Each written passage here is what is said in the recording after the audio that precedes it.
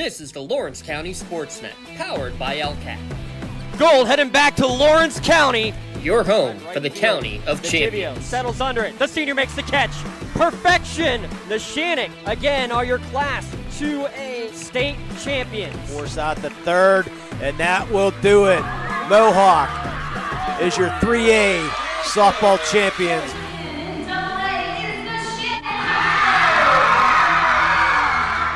Buzzer's going to sound. Union repeats as the Class 1A WPIAL champions.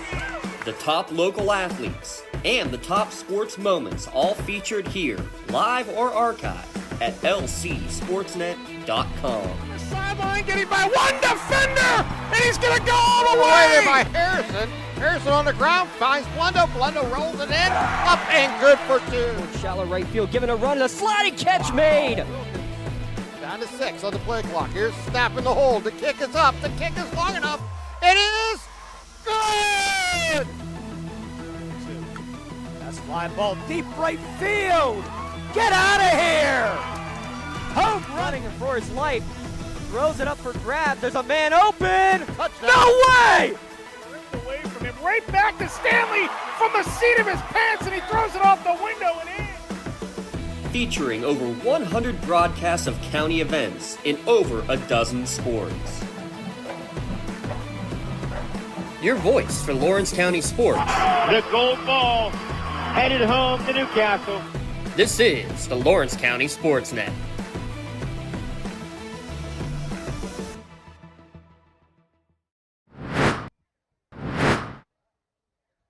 From Warrior Stadium, Mohawk High School. It's high school football on the Lawrence County Sports Network, powered by LCAP. Tonight, a pair of winless teams in search of victory number 1 in the 2024 season. It's the 0-1 Laurel Spartans making the trip across the county to take on their rival, the 0-1 Mohawk Warriors. Eric Thomas and Lee Moan with you here tonight atop of Warrior Stadium. Tonight's broadcast at lcsportsnet.com is brought to you by Maley Chiropractic, MVP Insurance, the Newcastle Transit Authority, Penn Ohio Bottled Water, the Red Zone, Madur Bonner Law, Gem Builders Incorporated, Pontius Insurance, Works in Progress, Joseph's Marketplace, the City Rescue Mission, Something for Your Wall Photography, the Tri-County Principals Association, the Mohawk Education Association, and the Laurel Teachers Association, and of course by the Lawrence County Community Action Partnership. Well, before we get into the guts of tonight's game, the big story right now is the weather. It's dropped about 18 degrees. It's been windy here. We've been battling raindrops here the last 30 minutes or so. There's a 50% chance of rain. It sort of dies off later on in the night, but there is a cell that is just really above us, kind of on that Youngstown borderline right there, that is looking pretty nasty. So this game right now is scheduled to start at 7 o'clock. Teams are off the field right now. We're getting ready for the pregame festivities, and it looks like we should start on time here tonight, but we will keep an eye on that. Obviously, it's a grass field too, so we'll keep an eye on the conditions here. Limon, you were with this Mohawk team a week ago. Neshannock, they put up a ton of points in the first half, but they turned the ball over a lot in that game. Even though they had good fantasy numbers against Neshannock last week, and Bobby Fadden was tremendous in his first varsity start, they came away on the losing end last week. Yeah, but the fantasy numbers for Neshannock were a little bit too good also. So that was too many big plays for Mohawk. Don Cabellis had a couple big TDs. They had an interception return, and it was a lot of mental mistakes last week. So they definitely need to be able to clean that up here this week. Offensively, you said they were just fantastic, but just cut down those mental mistakes. I think they'll be okay. Laurel last week against Elwood City in a tremendously emotional game. 14-7, they lost that game in overtime. They didn't get on the board until there were 48 seconds left in the game, aided by a bad punt by Elwood City, aided by a personal foul face mask on a beautiful pass from Lucas Santini to Xander Johnson. They get down the field, they tie the game, they force overtime, they go into overtime, they think they have the game locked up and in their favor when Elwood missed a field goal, but running into the kicker penalty, they come right back, they score a touchdown with Elijah Palmer-McCain, and then Lucas Santini picked in overtime, and they fall to 0-1. Tonight, they're on the road here to try to get their first win. We know it's a physical line. We know they want to run the football. We know Lucas Santini's getting better as a starting quarterback, and they can rely on him more. What does Laurel have to do tonight to come out on the right side? Take care of the ball. I think they just gonna have to try to keep Mohawk defense or Mohawk offense off the field here tonight. You try to establish that running game if you can. You said the Brian Cooper teams are usually heavy run if you can, and stay away from those turnovers here tonight. Couple of notes to give you here on this game tonight. All time the series, Laurel 34-13-3, the first game back in 1961. Mohawk has not started a season 0-2 since 2022. And Laurel, their last 0-2 start, 2018, when they lost to this Mohawk program in Rochester to open the season. Then they won 2 straight, then they lost 2 straight, then they won 4 straight to close the season, didn't make the playoffs. But they had a good run at the end of the season. As we mentioned, it's a series been dominated by Laurel. They've had some monster victories in this game, included a 42-point win against Mohawk back in 2022. They're going to try to replicate that here tonight, and we'll get you set the rest of the way as the pregame festivities are underway here at Warrior Stadium. Kickoff coming up in about 18 minutes or so here in the Lawrence County Sports Network, powered by LCAP.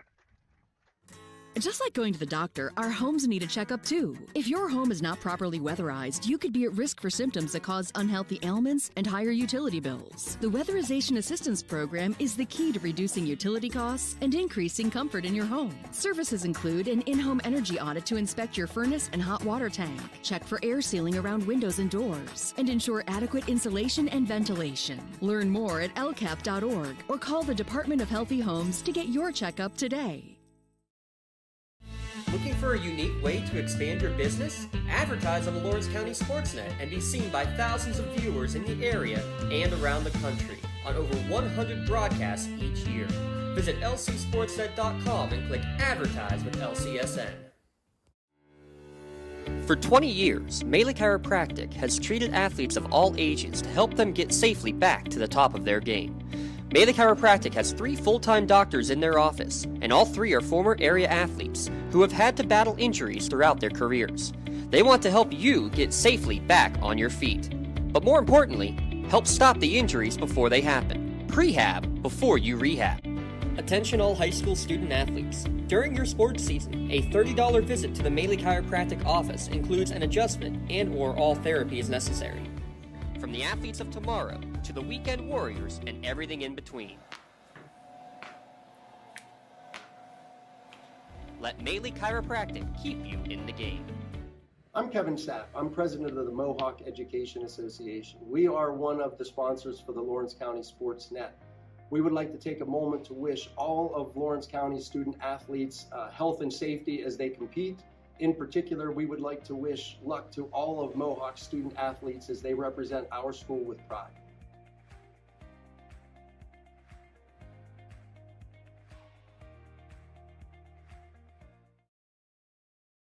Tired of gasoline costs? Why drive? Let the Newcastle Transit Authority take you where you want to go. Serving the city of Newcastle and stops throughout Lawrence County, as well as weekday service to Pittsburgh. Public transportation just makes sense. Why drive when you can relax and ride? For more information or for route schedules, log on to newcastletransit.org. The Newcastle Transit Authority, going your way. And remember, senior citizens ride free.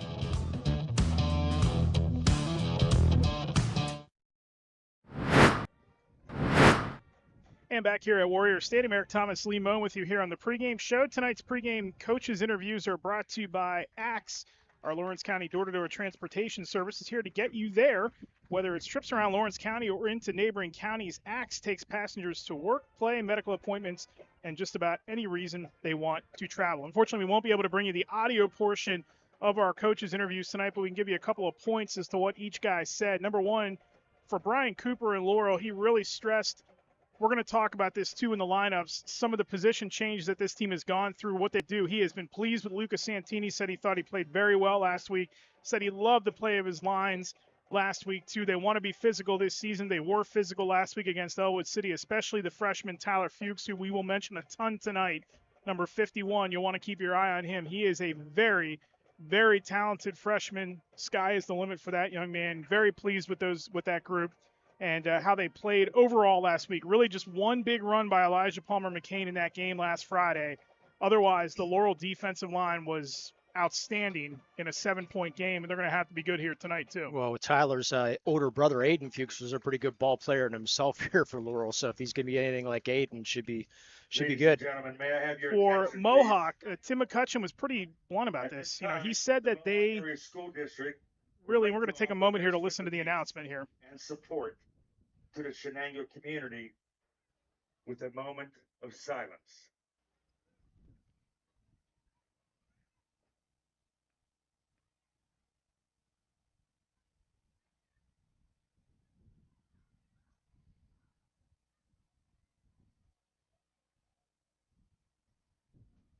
Thank you very much. Good gesture by Mohawk there to have a moment of silence for Shenango, and thoughts, of course, with the Shenango community. That game with Elwood City tonight, as we talked about on our podcast earlier this week, our preview, canceled tonight, so those two teams not going to play. Elwood did not find a game to replace them. Much bigger than football, so thoughts and everything goes the way of Shenango. Hope for good vibes and hope they can get through what's been going on there the last couple of days. For Tim McCutcheon and Mohawk, it was pretty simple. They have to win the turnover battle. He said to us that if we get 3 turnovers, we almost guarantee a win. He said, too, that they were proven wrong by that last week because they had 4. They ended up losing the turnover battle in that game. But he is very concerned about the turnover situation here tonight, and hopefully that they can rectify that. And he thinks if they can win that turnover battle, that they will win this game. Also said he was extremely pleased with how Bobby Fadden had his first varsity start last week, 19-35, 254 yards. He was also pleased with how they ran the football last week. Brian Cooper also acknowledged the balance that Mohawk wants. He thinks that's going to be a big challenge for his side tonight. And that is the comments from the two sides in our Axe pregame interview.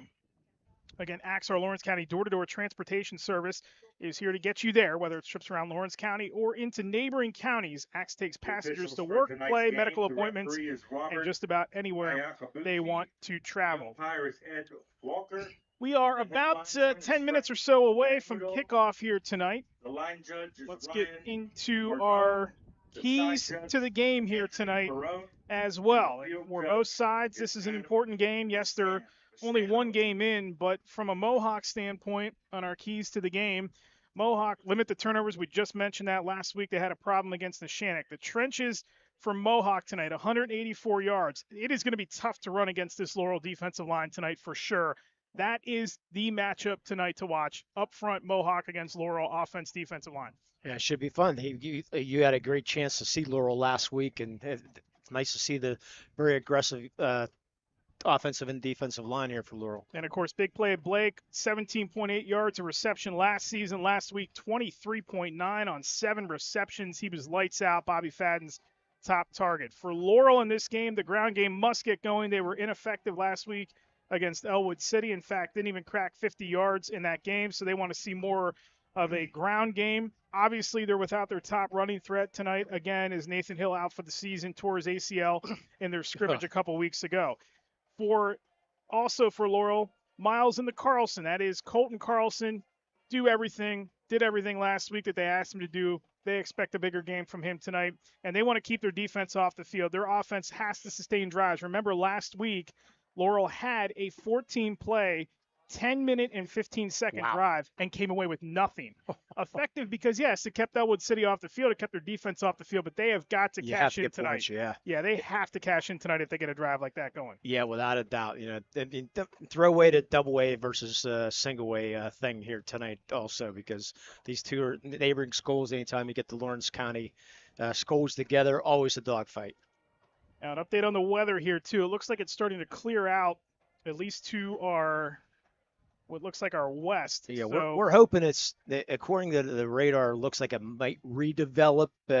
Hopefully we'll find out, but we decided to take the safety approach and come down on the second level here tonight instead of staying up on the roof here tonight. It is awfully windy in this stadium, too, and it's a bit of a puzzling circumstance because this is an open-air field, so this isn't a closed-end facility at all. No. The wind is just swirling around here, especially up top here on the second level where we are. Well, you did a baseball game over there earlier, so. Oh man, I'll tell you, it gets blown over here. It doesn't matter if it's 100 degrees and the wind starts circulating around this area. It gets pretty nasty. The flags are whipping pretty much right at us as we see it. We're right near the 50-yard line on the home side, so off to our right where the flags are. They're kind of blowing back into our face, so it's coming across as you watch it here tonight from right to left across your screen. So we'll keep an eye on that all night long. Let's take a timeout. When we come back, we'll continue with the pregame show here from Warrior Stadium, getting you set for tonight's county matchup between Laurel and Mohawk. It all comes your way in about 7.5 minutes here in the Lawrence County Sports Network, powered by LCAP. When the high school season heats up, make sure you have the best gear to support your school. Head to the Red Zone on Wilmington Road in the Shannock for all your county sporting apparel needs. From sporting goods to custom apparel to embroidery and more, the Red Zone has it all. Quality gear for all 8 schools in the County of Champions. Stop by and enter the Red Zone or visit them online at theredzonesports.com. Score big at the Red Zone. Contractors, the Department of Healthy Homes needs you. From small to large residential projects, you can help families live safer and healthier with the quality work you do. It's rewarding in more ways than one. Call LCAP's Department of Healthy Homes today. Hey, Mom, do you need a ride to the store today? Oh, no thanks, hon. I got it covered. Mike's taking me. Okay, well, you have a doctor's appointment tomorrow, right? I can take you to that. No, I got it covered too. Mike's taking me. Mike? Yes, Mike's my ex driver. Picks me up right at my door and even helps carry my groceries. It's so convenient to schedule and ride with Axe. Wish I would have called him sooner. Okay, Mom. Sounds like you got it covered. I have an apple pie ready to eat. How about you help me with that? Back here at Warrior Stadium, Eric Thomas, Lee Moe with you as we're about 6 minutes or so from the start of tonight's contest between Laurel and Mohawk, a pair of winless teams right now. Mohawk at 0-1 in the MAC and Laurel at 0-1 in the Big 7. Let's take a look at tonight's starting lineups for both sides. The starting lineups tonight are brought to you by the Crane Room Grill. Get some great starters after the game when you stop by the Crane Room. We'll have more on that coming up in our broadcast later on. For Laurel, the offense, and we know the names by now. Very familiar to us. Lucas Santini will get the start at quarterback. 17 attempts last week, 10 of 17, 1 interception, and he threw for 129 yards in the loss to Elwood City last week. They're going to switch around their personnel a little bit in the backfield tonight. Jackson Sodders is going to be the starting running back tonight.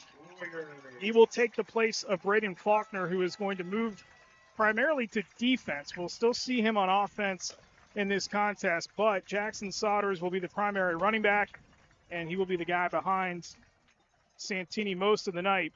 And, of course, Tyler Shear, Colton Carlson are the skill players. We'll also see Xander Johnson, who had that big catch on the game-tying drive a week ago, and J.J. McBride also will get time at the wide receiver position as well. Up front, Jaden Iorio, pretty good game last week. Kevin Mahoney, along with Max Shevitz, who, remember, left last week's game with an injury in the first quarter. He is fine, although he might be on a pitch count tonight.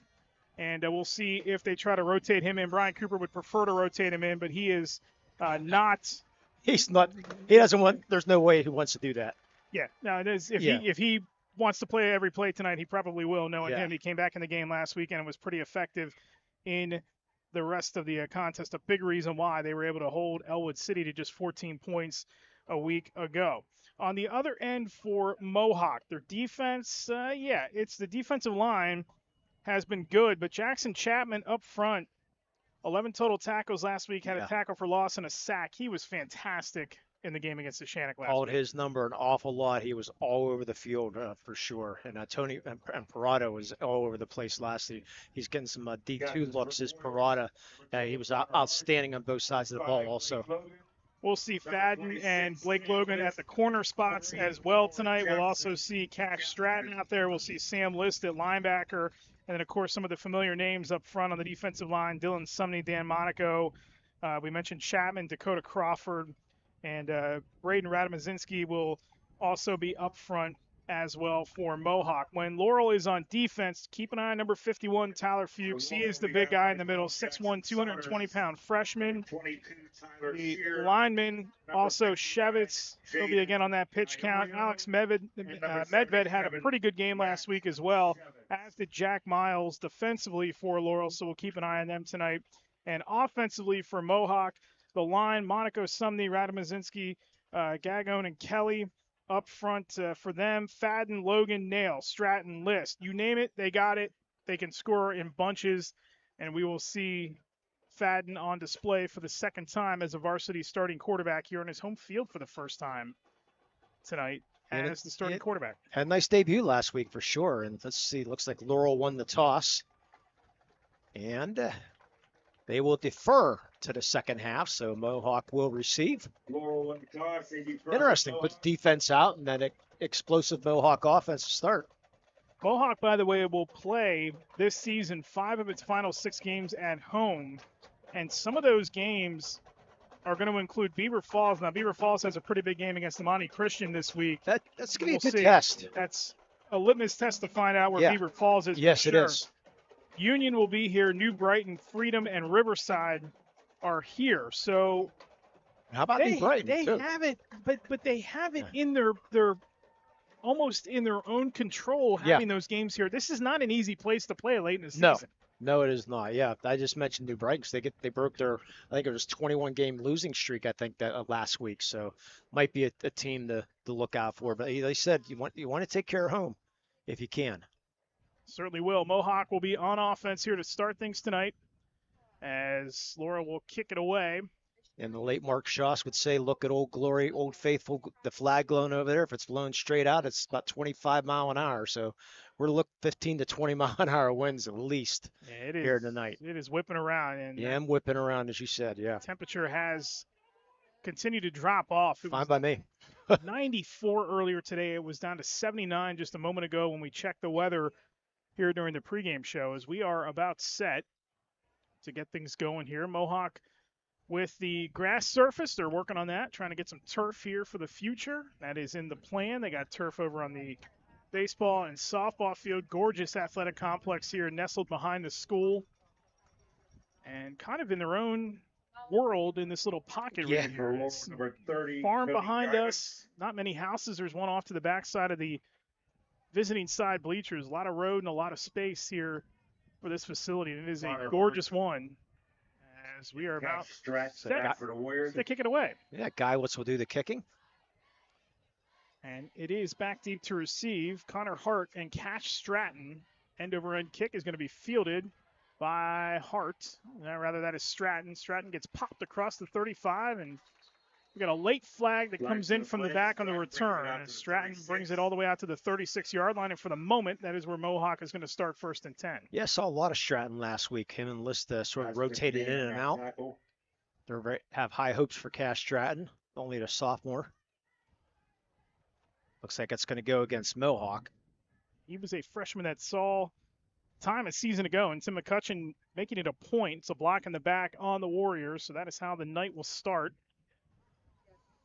And that will back up Mohawk. And we do have good news here tonight. There is no Henry sighting here tonight, so we're in good shape. We love you, Henry, as we always do. So they sort this penalty out, and they'll now walk the yardage off. And that will take Mohawk back to the 26, so a 10-yard penalty on the Warriors to start things here. And now they will 26, 1st and 10. Put it in play.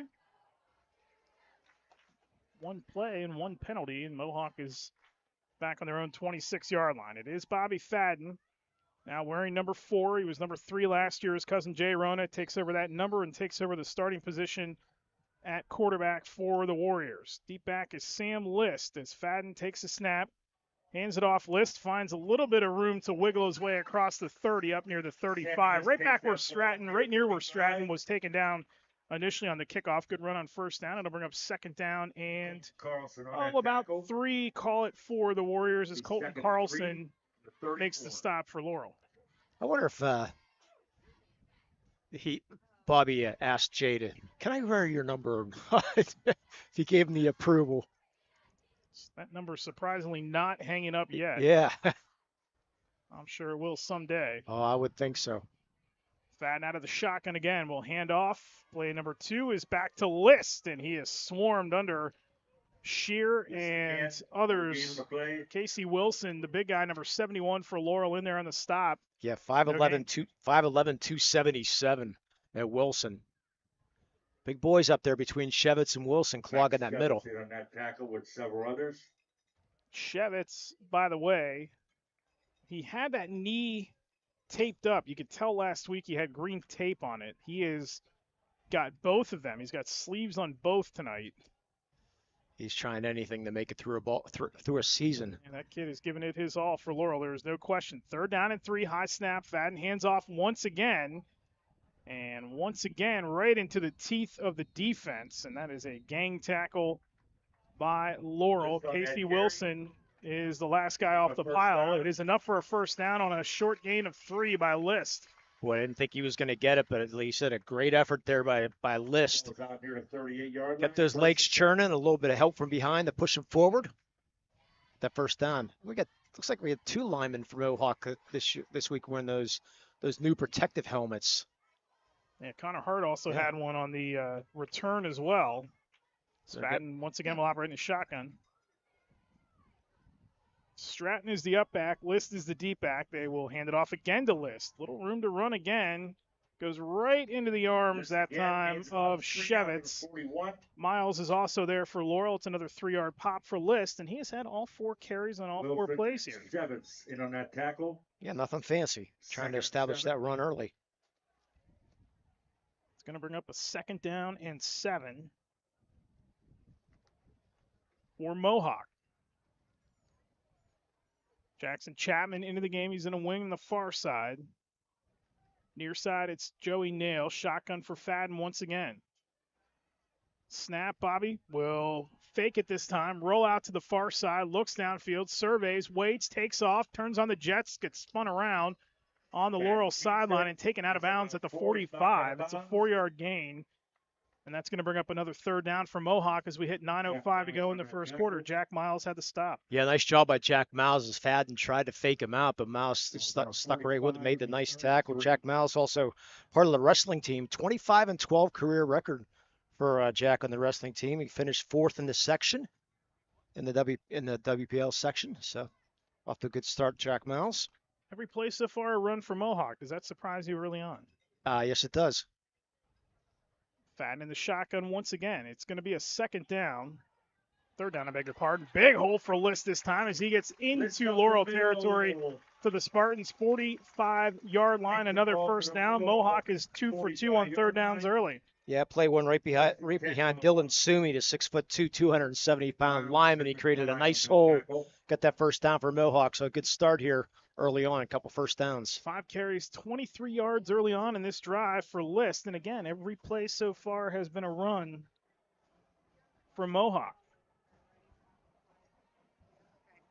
Now go with List in the backfield again. He's the deep back. The up back is going to be Stratton once again. Nail this time is top of your formation in the wing spot. Fadden out of the shotgun once again. Now List moves up right next to him. Bobby will throw it for the first time. Slings it far side. Catch is made. There's his top target, Blake Logan, to the 40, and then fights his way forward to the 39 on a 6-yard gain to bring up 2nd down and 4. Yeah, Blake Logan last week, they were trying out another kicker, Andrew Lloyd, and Andrew Lloyd was struggled with first couple kicks. They brought in Blake Logan to do the field goals and extra points last week. Did a nice job. 2nd down and 4 for Mohawk as we tick under 7.5 to go here in the opening quarter. First drive for either side on a windy but sun-splashed evening here in Bessemer. Mohawk trying to get its first win of the season and looking good here on the first drive. List turns around, and there is Wilson, who gets him early. Fadden by the turned around, handed it off the List once again. And Casey Wilson having a busy night early on here as we get down to 7 minutes to go in the first quarter. Yeah, another wrestler on this Laurel team. Corey, 32-8 in the wrestling, took 7th in the WPIAL in his weight class, which we know is heavyweight. No. Really? Yeah, I would think so. 1st in the section, 7th in the WPIAL. A pretty good sophomore year for the wrestling team. Offensive lineman at the heavyweight position? No. Never. 3rd down and call it 2 as Hart goes in motion. Fadden once again will hand off. This time it is Stratton. Good burst of speed through the line, and he gets inside the 30 to the 29. 9-yard gain for Stratton, his first carry of the night, and another 3rd down conversion. Mohawk now 3 of 3 as McBride and Saunders converge for the stop. So right now Mohawk line is dominating the defensive line right now. That time Trey Gangone with a nice block to open up the hole. You mentioned that 10-minute drive. This has already started 6 minutes here to start this game. Same formation again, although Nail this time, bottom of your screen at the wing. Handoff. Nope, Fadden fakes. Good fake by Bobby. Going to throw it. Sidearms it across the field. Catch is made. Off and running inside the 10, the 5. Touchdown, Blake Logan. There is big play, Blake, and it's 6-0 Mohawk. 29-yard touchdown And that's what the run domination does. The fake the run, do the rollouts, going to open things up. Blake Logan, good job, good route. Find the open space in the middle of the field, and nice turnaround. Turn around, go to the left side there into the end zone for the score. A 74-yard drive. Try the extra point for Mohawk. So they will bring in Andrew Lloyd. Bobby Fad, no hold. Special team points this year presented this fall by Specialty Cookies by Lori Heights.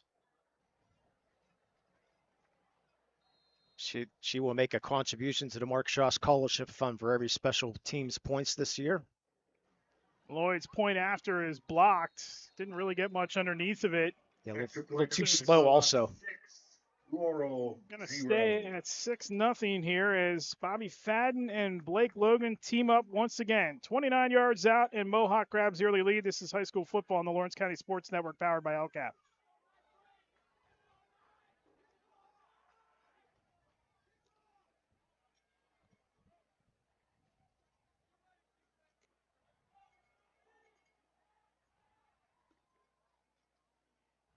Works in Progress Painting wishes a successful and satisfying season to all the Lawrence County sports teams and athletes. Work hard and bring honor to your team, school, and family in how you play. Joe Wright and his family have been providing painting, window cleaning, and other property services for business and homeowners in the Lawrence County area for over 10 years. Their goal on every project is to provide a meaningful service that honors their customer, God, and their family, and to have fun while doing it. Works in Progress is now booking interior painting projects for both residential and commercial projects. Call Joe today at 724-714-4294 to discuss your next project. The superheroes, Batman and Robin, up to their old tricks here on their home debut tonight as Fadden and Blake Logan, 29 yards, and Mohawk grabs the early lead as the end-over-end kick is going to be fielded right near the 17-yard line. It's Carlson, good head of steam, 45, and dragged down there. And another late flag comes in from the back. I think he got a face mask probably. To the Laurel 46. Maddox Flug had the stop for Mohawk, and we also have an injured Warrior on the field. That's Cole McDaniel. I think he might just had the wind knocked out of him. Flag comes in the area of blocking the back, which we had on our initial kick return. Thought maybe face mask, but we'll see. It's not. Yeah, we'll see. You mentioned Batman and Robin. Last year was Rona and Fadden, so would he have been Batman or Robin this year? Or last Fadden's year? Whoever he wants to be. Yeah. As far as I'm concerned, Logan might as well be the Flash after that catch. Yeah. That is a hold on Laurel, so that's going to back up to the 23-yard line, and that's where the Spartans will start their first offensive series of the night with Lucas Santini under center. Yeah, Santini also basketball and baseball for this Laurel team. Santini out of the shotgun. He had a sleeve on his arm in warm-ups, and he has since taken that off. And that was probably to keep some perspiration from affecting his hand, his throwing hand. So he has since gone away from that. It's cooled off very nicely.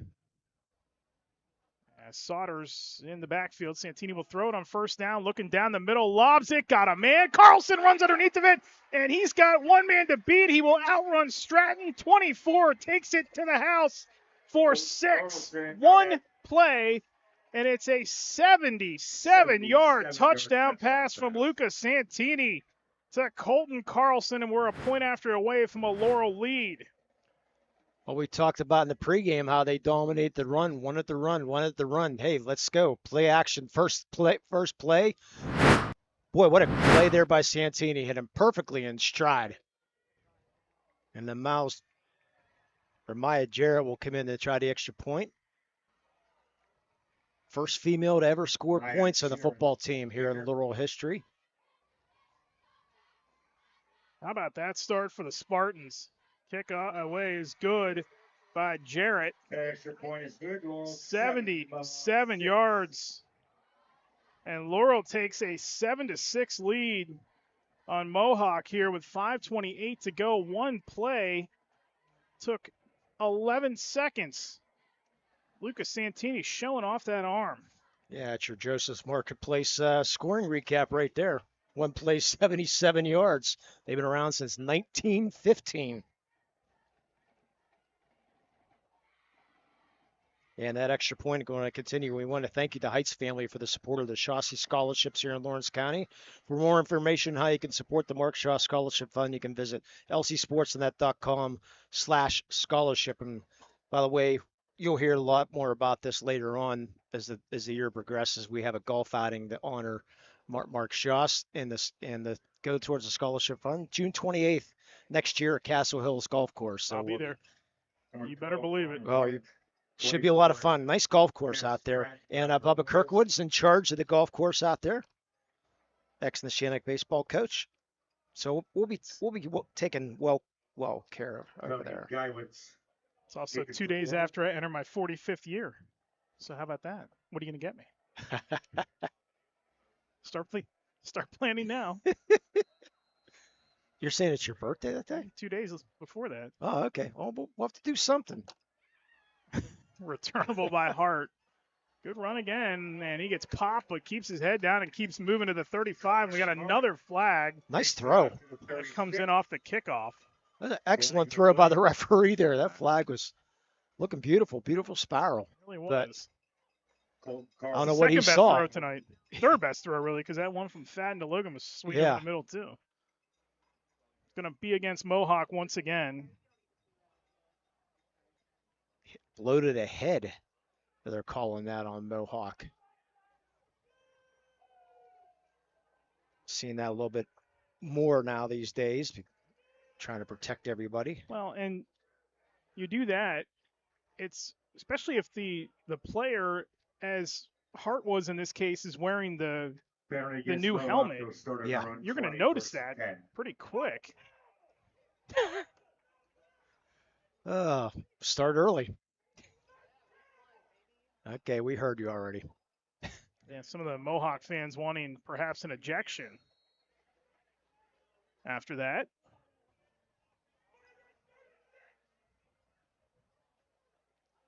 Two of those linemen, as Lee mentioned, also wearing those new Guardian helmets that, as is Cash Stratton, who was in the backfield this time. Lead blocker this time is Chapman in the wing. They'll hand it off. Stratton right up the gut. Stratton makes a nice move, cuts back, upended as he's across the 30. And a good tackle that time by J.J. McBride. Otherwise, Stratton had plenty of green in front of him. It's another first down for Mohawk. I'm going to mention Dylan Sumi again. Pancake block. He was laying on top of his defensive lineman at the end during that play to open that hole. Great job by Sumi.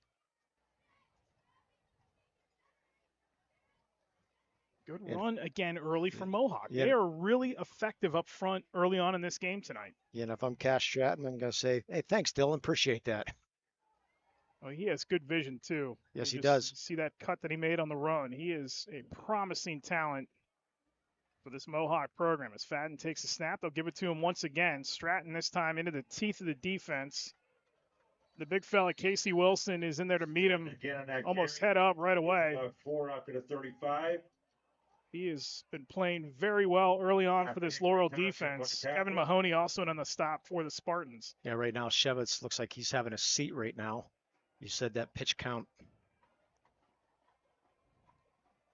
He is so important to the success of this team this season.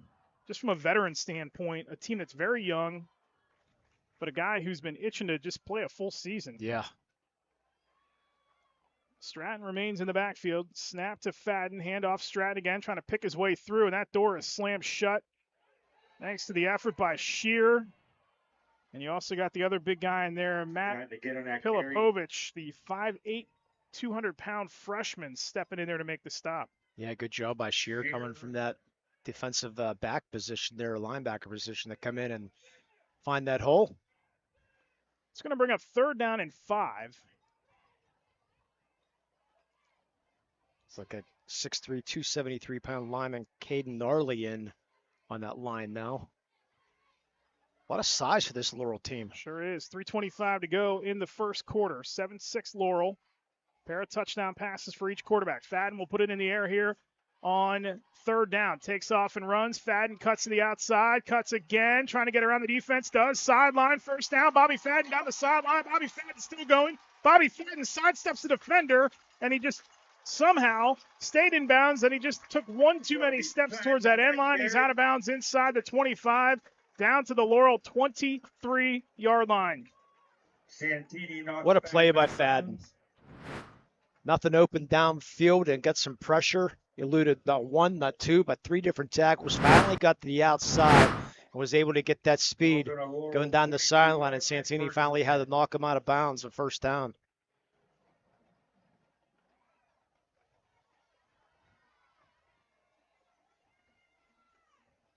It's a gain of 42 for Fadden that time. Boy, he is so electric. And he will fake it this time. He's also really good at that. Going to throw it. That is batted up in the air and knocked down. That is Pilipovich again. Fadden's pass knocked He gets his hands on that one. It'll be 2nd and 10. Yeah, good pressure there. Tried to get outside, but couldn't there. Pilipovich batted that ball away. 2nd and 10 with 2:58 to go. Beautiful sunset off to our left here after the ominous clouds have cleared out. Nice rainbow off to our right, too. That's been there for the better part of the last 35 minutes. Good ends of the spectrum right here in the middle for this game here tonight. 2nd and 10 from the 22. Fadden slings it out near side. Dangerous pass intended for Nail. And I'll tell you, if Miles looked up at that pass, he is going the other way for 6. It'll be 3rd and 10. Yeah, unfortunately, Nail tried to run before he had the ball. So Fadden has missed 2 straight. After the touchdown pass to Logan, it's 3rd and 10. Mohawk has not misfired on a 3rd down in this first quarter. They are 4 for 4 early on. Looking to go 5 for 5 and keep the drive alive with 2:54 to go in the first quarter. 7-6 Laurel in front. Santini, a 77-yard touchdown pass to give the Spartans a lead. Fadden the snap. Slings it over the middle. What a catch. And turn around in an effort and a 1st down. Another 3rd down conversion. Joey Nail this time down to the 10 on a gain of 12. Yeah, Mohawks entering the red zone. Make sure you stop by the red zone on Wilmington Road and the Shannock for all your county sporting apparel needs. Sporting goods, custom apparel, embroidery, and more. Voted best of the best in Lawrence County. That's the red zone. It's the 7th 1st down for Mohawk here in this first quarter as well. So they have been moving the ball. I'm going to send Cole McDaniel top of your screen. Fadden has Stratton behind him on 1st and 10 from the 10. 1st and goal essentially for Mohawk. Handoff. Stratton up the gut. Met again. Guess who? Casey Wilson. Yeah, who else but? On that carry, made it go. Aiden Gnarly, you just mentioned him a minute ago. The 6'3", 273-pound sophomore. Also up front. That is what Brian Cooper, though, has been itching to see this team do this. Just physical play up front. And they've done that for now 5 quarters here. Well, for a single-A school, I mean, when you got 3 or 4 270s, you can dominate. And they are showing their teeth up front early on. We haven't even mentioned Tyler Fuchs yet. Yeah. Talented freshman for this Laurel team as Chapman goes in motion. Fadden hands it off. Stratton right up the gut, and he slipped. But he slipped right into the arms. 5-yard line. That time of Jaden Iorio. Goal from the 5. It's going to bring up a 3rd down and goal from the 5. A 4-yard gain that time for Stratton. Yeah, Iorio part of the basketball team at Laurel. Big 3rd and 5. Definitely in field goal range. They are, but we saw it last week. The kicking, yeah, not a certain thing. No, Blake Logan did a nice job when he came. He kicked the 30-yarder last week. Under a minute to go now in the first, down to 52 seconds. 3rd down and 5 for Mohawk as Fadden has Chapman in the wing, top of your screen, slings it quick. Nice diving effort that time by Logan right inside the pylon, but it's incomplete, and that'll bring up 4th down. Yeah, Blake Logan faked in and then turned around to go out, but the ball just out of his reach. Not the best of throws there. Good coverage, it looked like, by Santini. So let's see what they decide to do. Stratton's coming back out. They're gonna send Andrew Lloyd out. They're gonna let Logan kick it. Yeah, Blake Logan's going to attempt the field goal. This is going to be about a 23-yarder. Yeah, Lloyd started out, and then they decided, like you said, to go with Logan. Blake Logan going to be attempting the field goal. Lloyd actually threw the tee out, or threw something out to Fadden. They get it down. Logan, end over end, is up. And with 40 seconds to go in the first quarter, Mohawk has re-grabbed the lead at 9-7. So Blake Logan, 23-yard field goal. Good drive again by the Warriors. And with 40 seconds to go, Blake Logan has helped account for all the points here in the first quarter. We'd like to thank the many volunteers and Warrior Pride. Again, thanks to Lori Heiss Specialty Cookies for sponsoring the extra point and field goals going towards the Mark Shaw Scholarship Fund. Strat looks good in wet clothes. Let's see what Laurel does here. Let's see if they are going to try to go big play once again. I would think it's time to try to get that running game going. You have one play, you did score, but we'll see. So far, it looks like we might get lucky with this weather. Rainbow's still off to our right. Blake Logan, a kick for Mohawk. Logan will kick it away. Trio of Faulkner, Souders, and Carlson are back deep to receive. Deep for Laurel. They run that trio back. Last kickoff was end over end but short. This one is a line drive that's going to hit and fall into the hands of Souders as he gets up to the 30-29, and he's stopped shy of the 30. Souders brings it out to the mark him officially at the 28. Nice. And with 34 seconds left, that's where Laurel will start. Yeah, nice open field tackle there by Cole McDaniel. Good to see him back up after getting hurt earlier. And Chapman on that tackle. I sort of like this spot from broadcasting from the second level here. It does have its benefits, doesn't it? What was that? It does have its benefits. Oh, yes, it does. Other than we get a nice hearing from the PA announcer. Nice volume. First and 10, Laurel from their 28. Santini, they'll hand it off this time. Good cut by Souders and a first down run across the 40 to the 41-yard line. They'll give him to the 42. 1 yard line. Goes to the ball be on the 42. Stratton and Chapman. Yeah, the good news is we'll hear the 50-50 for the Chauncey toss being down here next to the speaker. See if Laurel elects to run a play here, trailing 9-7. 10-second discrepancy on the clock here. Do not have to if they choose not to. Down to 6 to go on the game clock. Santini will get it off. Quick throw near side. That is out of the hands of Miles. That's a live ball. Miles dives on it back at the 30.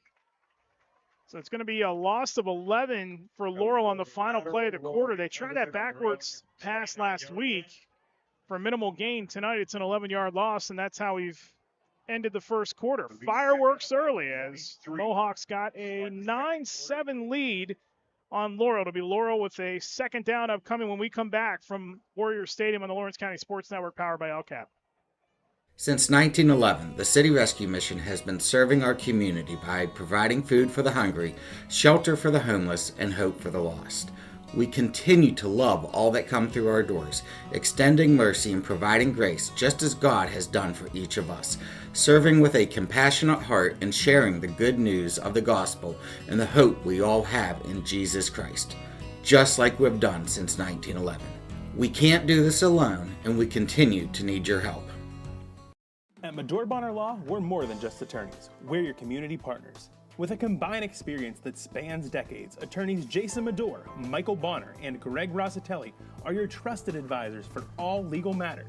From personal injury to estate planning, business law to family disputes, we are here to guide you through every step of the legal process. Our full-service, community-based approach ensures that you're not just a client, but a valued member of our family. Give us a call or visit us online at MedoreBonnerLaw.com for more information. Second quarter gets underway here from Warrior Stadium. Eric Thomas and Lee Moe with you. 9-7 Mohawk in front of Laurel. It's a 2nd and 23 for the Spartans after that pass to end the first quarter, that lost yardage. Otherwise, Santini, to his credit, does have that 77-yard touchdown pass in the first. They keep it on the ground here to start Yeah, second. Carlson with a 1-yard gain. Yeah, it was a wildcat formation there. The direct snap back to Carlson. It was a low snap. He did his good job not to fumble that ball. I don't know if they did anything like that last week at all. Nope. 3rd and 22 now for the Spartans. Santini, Saunders. He's got Xander Johnson, who made the big catch on the game-time drive last week at the bottom of your screen. 3rd and 22. Big play here early in this first half. Santini back to pass. Pocket breaks down. He slips. He tried to run, and then he just couldn't keep his footing, and he's down at the 25. Yeah, brought down by Radzinski. On that sack. Got in there. Good coverage downfield. That's allowed Radzinski to get in, put him down. So good defensive stand there for Mohawk. Should get some pretty good field position. Carlson goes back to kick. It's going to bring up punting situation. Hart, Strat back from Mohawk. 2 return men back for the Warriors. Pressure coming. Gets away a high, booming one. Over the head. Oh, my goodness. Look at this. That is going to roll all the way inside the 5, and they are going to down it inside the 5 at the 3. How about a 71-yard kick with no return? Holy. I mean, that is... Well, look at the flag, too. The best punt that you might see all year. Flag blowing. He was punting with the wind, not taking anything away how good the kick was, but the wind definitely helped him. Talk about flipping the field. Carlson did that last week against Elwood City, too. He had a punt that sent the Wolverines back inside their 5. And they were unable to come up with any kind of offense. Now Laurel has backed up Mohawk inside their 5. It's going to be a 97-yard field in front of the Warriors. Can we give a 71 punt? Yes, we can. To Melee Chiropractic play of the game. You read my mind. Well, if they go on to win this game tonight, that is a big-time boost for this defense. Fadden in his own end zone, and Casey Wilson once again, and they're going to get the loss back to the goal line. Yep. Stratton barely got out of the goal. Good call, too. He barely had that ball out before he got thrown into the end zone. Good call by the referees there. But again, Wilson just absolutely dominating that line. Well, we said he's a wrestler, so he's got the leverage part of it down, so he knows how to take the people down. He is having a game. He sure is. In this first half. That's what 4 or 5 at least unofficially tackles for him. That big, thick interior line for the Spartans showing up again here tonight. Yeah, Mohawks had a couple of nice drives, but that defense is playing as physical as they could. Fadden flips the ball in his hands. Sidearms intercepted, and Saunders is going to take it to the house for the touchdown. Short return, Fadden slung that, sidearmed, picked off, and Laurel has taken the lead again. Let's take a look at it on the replay here. And you'll see Fadden out of the end zone. Saunders just standing back there playing center field, picked it right off. Easy pick 6 for Laurel. So the 71-yard punt definitely helps out this defense. Fadden trying to force that ball in, unfortunately. Made a bad pass. Saunders read his eyes perfectly. Big turn of events here for Laurel.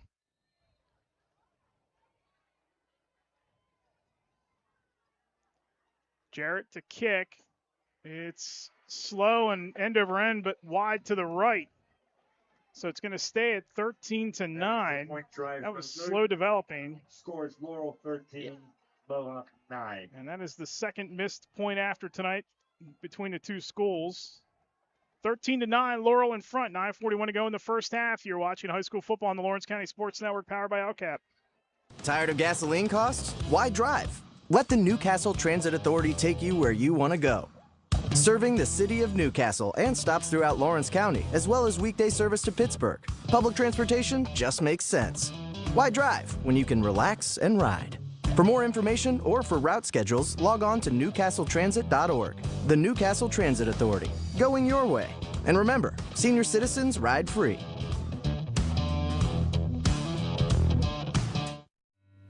When it comes to protecting those you love, the businesses you've built, or the things you've earned, you need someone you can trust. Who better to protect your interests than a local insurance agent? Pontius Insurance is a team of local agents helping local residents in Lawrence County and surrounding areas, specializing in auto, home, business, and life insurance. Come see Dan Pontius, Jessica Dix, and Tracy Giddings, and the rest of the team at Pontius Insurance, and receive the personalized service you deserve. Here at Warrior Stadium, Eric Thomas and Lee Moan, 13-9. Laurel after the pick six by Saunders. Flag comes in again from the back on another return as Stratton's going to get across the 34 to the, they're going to mark him at the 33, 34 yard line. Get a good return, but another flag. And then we get a late flag after the play, and that's a hold on Mohawk. Yeah, that turnover, the change of possession brought to you by Medora Bonner Law. Make sure you protect your possessions. At Medora Bonner Law, your community firm with a personal connection and individualized service. And the drive summary again, sponsored by Joseph's Marketplace. Specials daily at the new cafe and bakery. Follow them on Facebook to see what's cooking today. Joseph's Marketplace, family owned and operated since 1915. We'll start on their own 20-yard line, 1st and 10. Official timeout. We're getting an official's timeout here. Get the water break. Yeah, it looks like it. Early on in the season, those are critical to these two teams. So early in this game, we saw the good drive by Mohawk, the nice touchdown pass from Fadden to Logan. Santini wastes no time, comes back with a 77-yard pass to Carlson to take the lead on the point after. The point after for Mohawk was missed. Mohawk goes right back down the field. Logan a field goal, take the lead back. Then after a 77-yard punt by Carlson, who also in the running for an MVP here tonight, they pick off Fadden from his own end zone, a 5-yard touchdown return on an interception by Saunders, and Laurel's got a 13-9 lead. Yeah, been back and forth here. It's been fun to watch for sure. Last year against Laurel, the Mohawk offense had 357 yards, and they ran the ball 28 times. 16 first downs in that game. Tonight, they've converted third downs, but they are up against it right now. Stratton gets the carry on first down. Stratton on that carry gets maybe 2. And behind the sticks, he's going to pick up 2. And it'll be second down and 8 from his own 22-yard line. Stratton's got 8 carries for 29 yards here early on. Halftime, we'll give you the stats and the scoring recap as we're down to 9:08 to go in the first half. Yeah, I just want to make sure Shevitz was still on the sideline over there, which he is. He's standing looking fresh. So if you can avoid him because you got a lead, that's not a bad thing either. Yeah. Fadden takes a snap, going to fake it, keep it this time. Bobby right side. Bobby ahead of steam. Bobby trying to outrun the defense from behind. McBride trying to catch up to him. Fadden trying to turn on the last Jets, and he's going to get all the way in the end zone for the touchdown. Bobby Fadden, the electric junior, 78 yards for 6, and Mohawk goes back in front with 8:41 to go in the first half. This game's starting to shape up like last week again. Fadden just did not need much of a hole right there as we look at the replay. Just turned on that extra jet at the tail end of the run to get by the defense. Instant replay brought to you by El Caps. So many great ways El Caps improving the quality of life in Lawrence County as Blake Logan will try the extra point. And the kick is away, and it is good. How about Bobby Fadden? 3 carries, 124 yards, and a touchdown tonight. And Mohawk grabs a 16-13 lead with 8:41 to go in the first half. We'll take a timeout. Mohawk leads it. You're watching high school football on the Lawrence County Sports Network, powered by LCAP. Don't get left out to dry. Call the Penn Ohio Bottled Water Company for the fastest and most efficient bottled water delivery service in the area. Penn Ohio offers bottled water ranging from 16.9-ounce bottles to 5-gallon jugs, perfect for your next event or office water cooler system. Also, don't forget to ask about their custom labeling options. Visit PennOhioBottledWater.com for more information and to get a quote on their delivery services. Whether it's at home, in the office, or on the sidelines, Penn Ohio has you covered. GEM building contractors and developers have a proven record of performance on any size project. They bring value, local craftsmanship, expert management to meet any challenge. From design construction, from inspection to budget estimation, GEM Builder has been building our community for 70 years. Bobby Fadden, 78 yards to give Mohawk the lead as they kick it away to Laurel. Again, it's going to be a good return as Shears across the 35 and a stop just shy of the 40, right at the 38-yard line. Out to the 39. 8:34 to go in the first half. And we've already got 29 points on the board. We've got big plays right and left. We've got a 77-yard touchdown pass by Lucas Santini, a 78-yard touchdown run by Bobby Fadden. And you guys can, everybody that's watching this game can see the scores at the bottom of your screen. The Odd-Town Scoreboard brought to you by the Newcastle Transit Authority. Going your way. And big one tonight at Union with Neshannock and Union. Hand off Sodders, trying to pick his way through the middle, and that line for Mohawk. Take your pick. Is there. Nail and also Connor Hart stepping up to help. Carry no gain. Now go with Sumi again on the bottom of that. Yard, second and 11 from the 40. Second and 9 from the 40.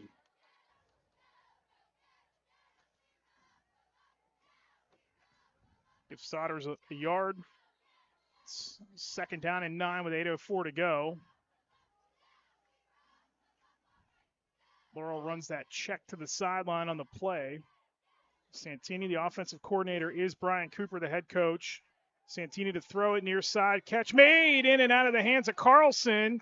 That is a loose ball. They're going to rule it incomplete. Late call there, but I think they got it right, though. Good defense there by Mohawk. It's a little swing pass out.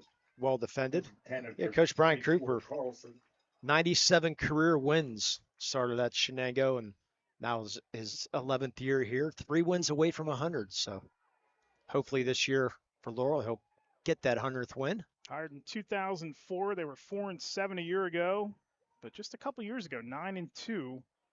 He had a great year. And he knows how to build a program for sure.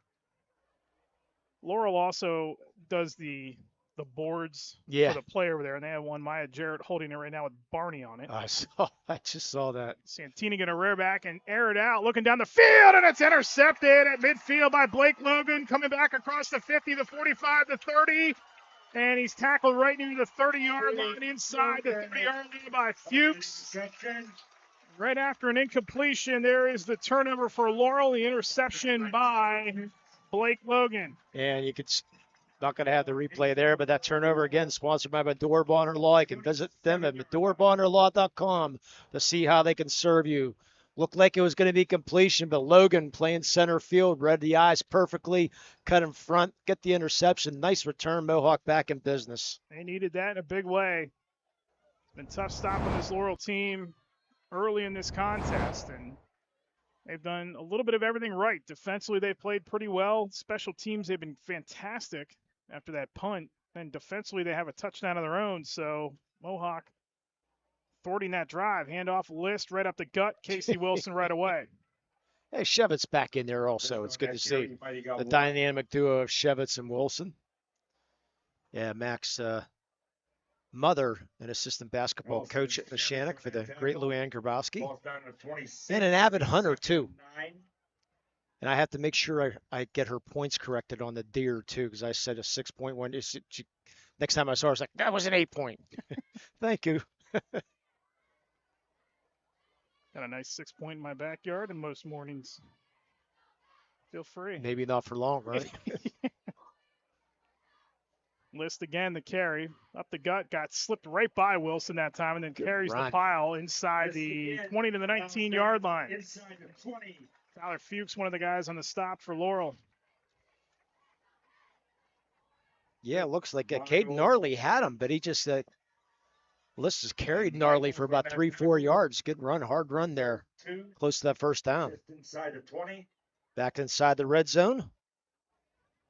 Check them out on Facebook, theredzone.com. List has 8 for 35 here in this game. Good balance between List and Stratton as far as carries. Each have 8 apiece. And let me change that, theredzone sports.com. Third down and 2. Here's another third down for Mohawk, and they have been excellent on this down tonight. And they're going to get the first down after Laurel jumped. Yeah, both lines pointing at each other. Deciding factor is a referee. And they're going to say Laurel's the one that jumped. So it'll be enough for a first down for Mohawk. Laurel, you smell like a first down on the 14-yard line.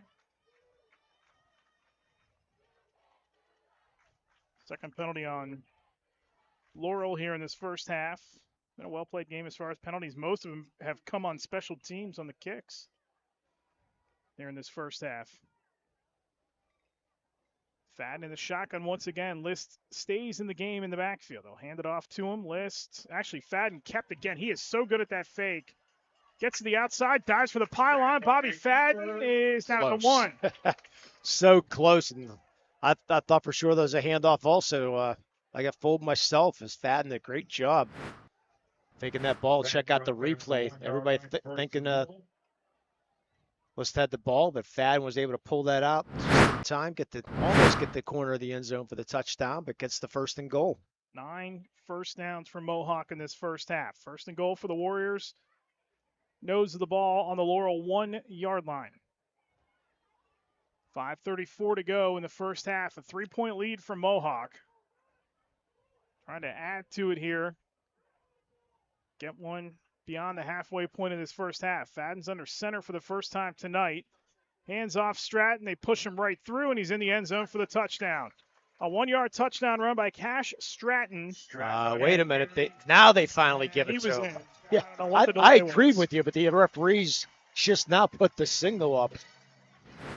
You can check out the replay here. Nice close-up view of Stratton getting into the end zone. Good camera work there by our guys to get that close-up view. Logan will go in to try to complete this extra point.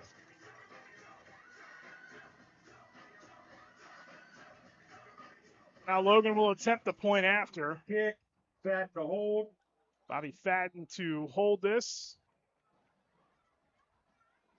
Gets the spot down. The kick is away, and it is, that kick is good. Good.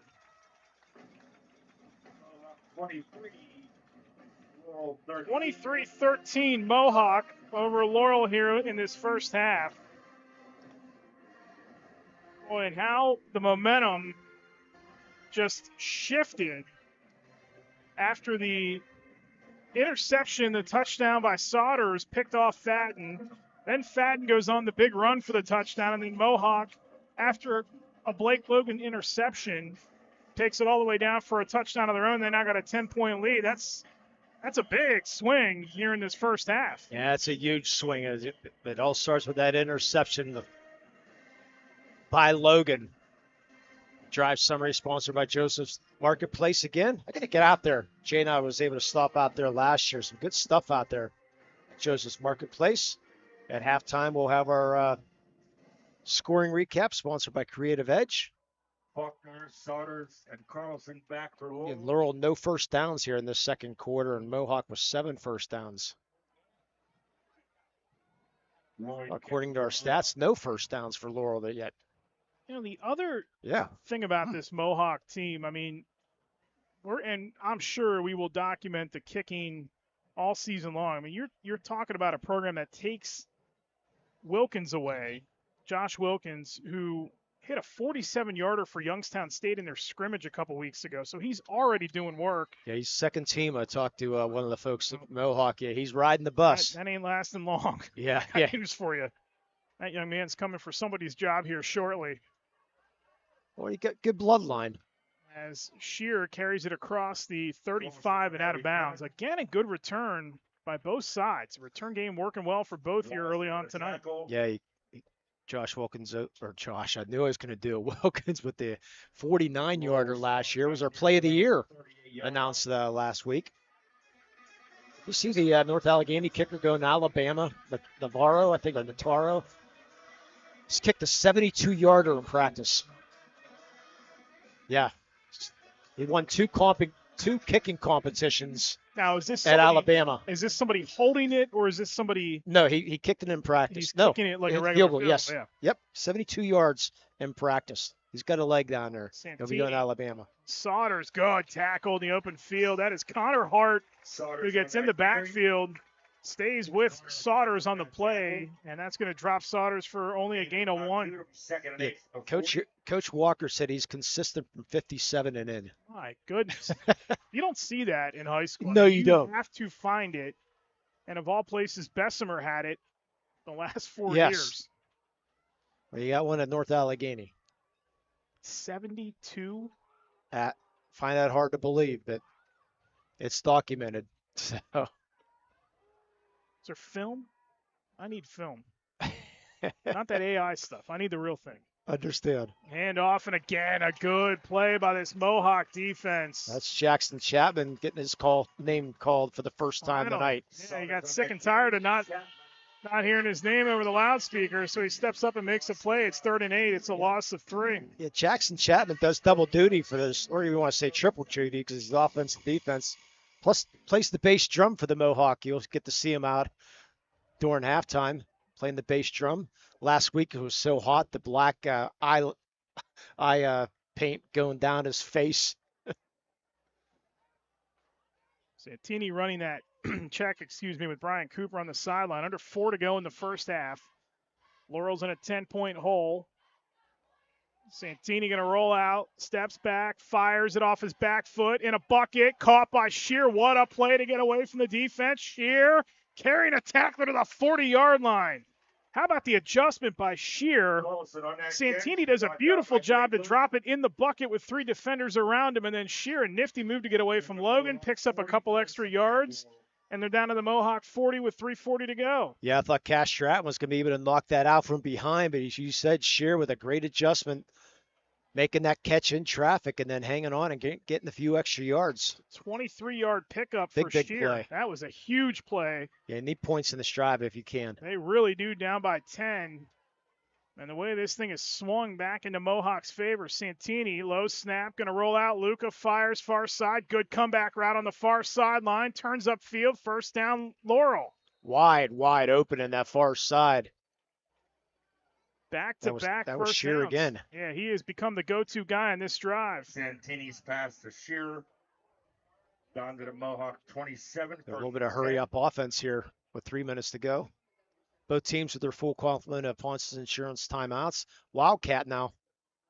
And a bobbled snap, and Shear has to retreat to fall on it. Actually, that was Colton Carlson. Or Carlson, I beg your pardon, yeah. It's the second time we've seen that tonight, but in the second time we've seen a low snap. 2nd and 14 from the 32. Not where you wanted on first down. It is not. 2nd and 14 from the 32-yard line as we get dusk falling here. Just right around 8 o'clock Eastern time here from Bessemer, Warrior Stadium. Mohawk and Laurel doing battle here. Week 1, game 2. Bobbled the snap at Santini, hands it off Miles, and Miles is going nowhere. Yeah, that Dan Monaco. Miles on that carry. That bobbled snap a little bit threw off the time, and a late flag. And a timeout. I don't know what. Cut the flag and then a timeout. I'm guessing the coach came out trying to get the timeout. He came flying out onto the field. I'm guessing sideline warning maybe.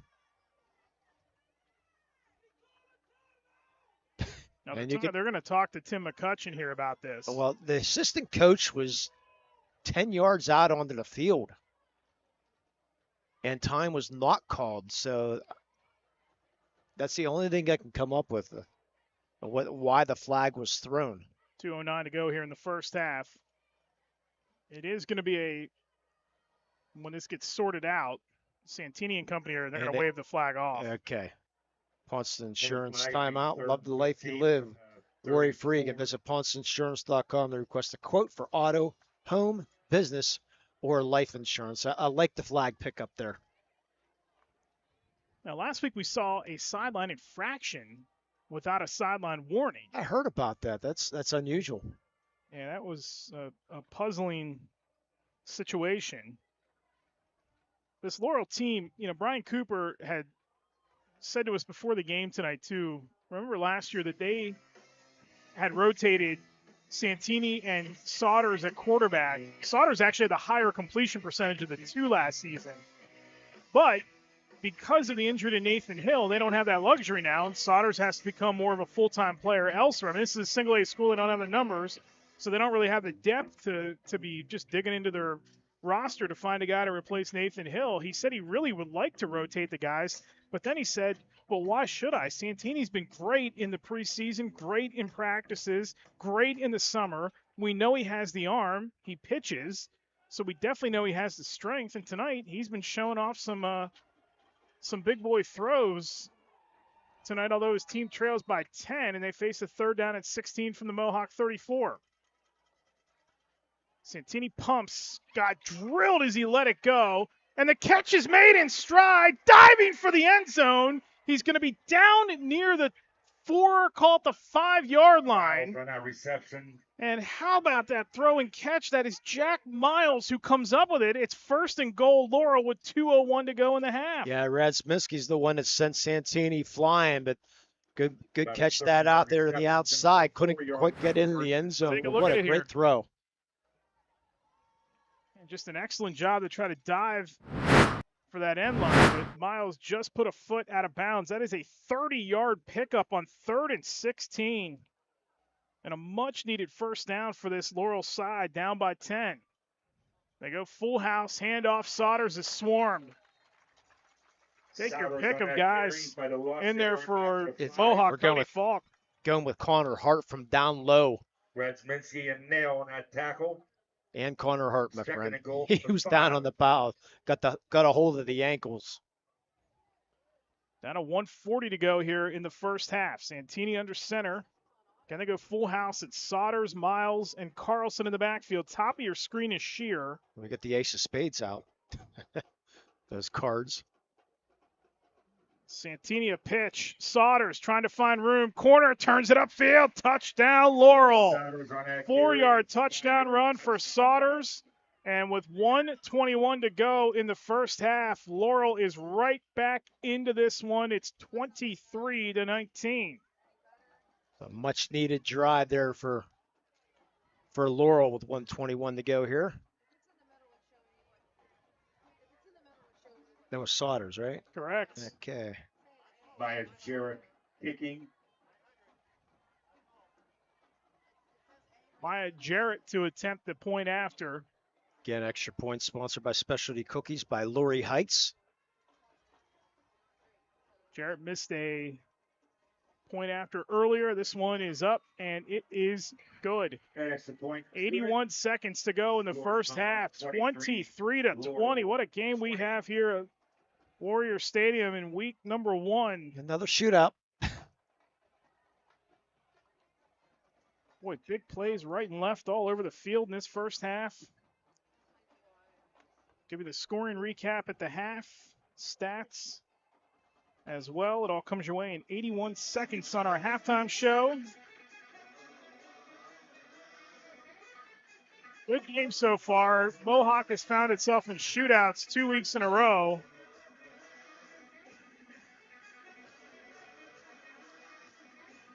You wonder, watching Laurel here tonight, you really wonder how much that injury to Nathan Hill hurt them going into week 1. This is not the offense that we saw last week against Elwood City. They're coming out here throwing the ball. They're running the ball effectively. They're in a shootout with a team. That was one of the question marks I had about this Laurel team. If they needed to score points in a game this year, could they go point for point with somebody? And so far tonight, yes, they have. They've taken advantage of a couple things, including a 77-yard punt by Carlson, a pick 6 by Saunders. Stratton on the return, and he is leveled near the 30. Stratton on that carry out to the 27. 27-yard line where Mohawk will start 1st and 10 with 1:14 to go in the first half. Hey, real quick, I think we forgot to mention the starting lines are brought to you by the Crane Room Grill earlier, and they did such a great job with us last week because we got down there. We thought maybe the place was closed, and they kept the grills open for us. We greatly appreciate them. You can get some great starters after the game when you stop by the Crane Room. So thanks for them for jumping on board and for taking great care of us last night. They sure did. Or last week. It was a lot of fun. Everybody got together after our 2 games. Good to always have the staffs together. Ordered 5 dozen wings. 1:14 to go. Fadden rolling out, looking. Bobby hanging that ball out there with the right hand. Pressure coming. Bobby turns it upfield and going to take it out of bounds across the 30 to the 31. Don't like the way he's flinging that ball out there, flinging that ball, running out there, but looking, always ready to throw. Fadden has 141 yards on 5 carries tonight and a touchdown. And guess what? Still got a second half to play. He does. He's also. And we still got another minute left in the first half. 3 for 7 throwing the football. And we'll have a complete stats rundown for you at the half coming your way in 66 seconds. Fadden will be in the shotgun here on 2nd down and 6. He has Stratton behind him. Now Stratton moves up to his hip pocket. Fadden going to sling it down the field, in and out of the hands of his intended receiver, Blake Logan. Boy, just 3rd down. Just at the outstretched arms of Logan. Had him. 3rd and 6.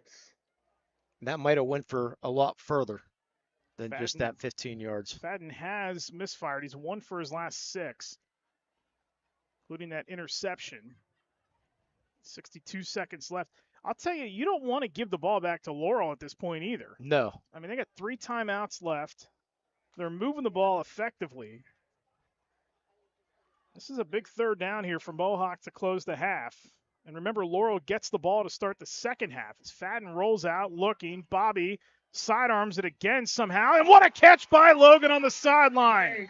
He went up and got it, tiptoed the high wire line, and got the first down up near midfield.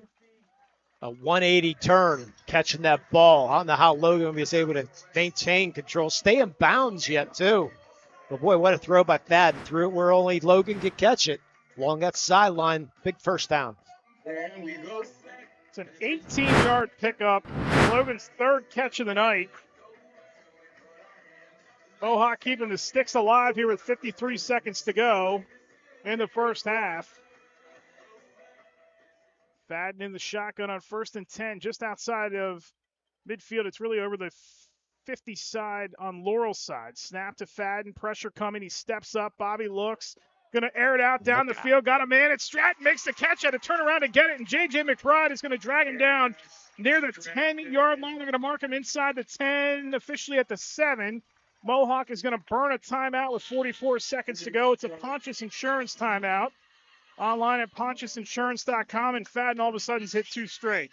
And again, Fadden making just under pressure, but he's so good at looking downfield and finding a man. Stratton wide open, able to make that catch. Now it's 1st and goal. Mohawk back inside the red zone. You can check them out on Wilmington Road.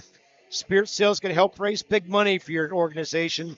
Fill out a form, and the Red Zone does the rest. Visit them online at theredzonesports.com and see how your group can score big at the Red Zone. We said Fadden was 1 for his last 6. He's since hit 1 for 18 and 1 for 39, and it's 1st and goal Mohawk. Happens just like that. Take that, Eric Thomas.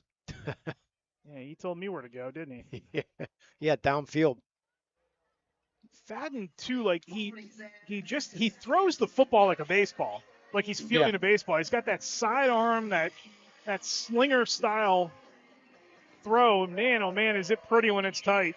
Well, he is a pretty good baseball player. Yes, he is. Also a pretty good basketball player, too. But that might be where his future is. But can he golf? That is the question.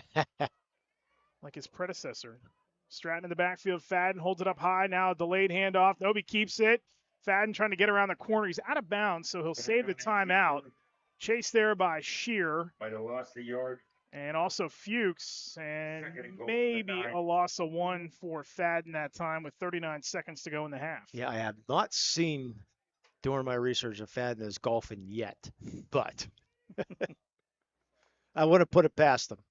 And Jay Roner, a pretty good successful golf career at Mohawk. Placing in WPIAL, placed in the States. What did he shoot at Oakmont? A 74? I wouldn't put anything I past couldn't them. shoot 74 in a video game at Oakmont. Well, I could maybe about the first 5 holes. Fadden airs it out, corner, nobody there. Yeah, Logan was there in the corner.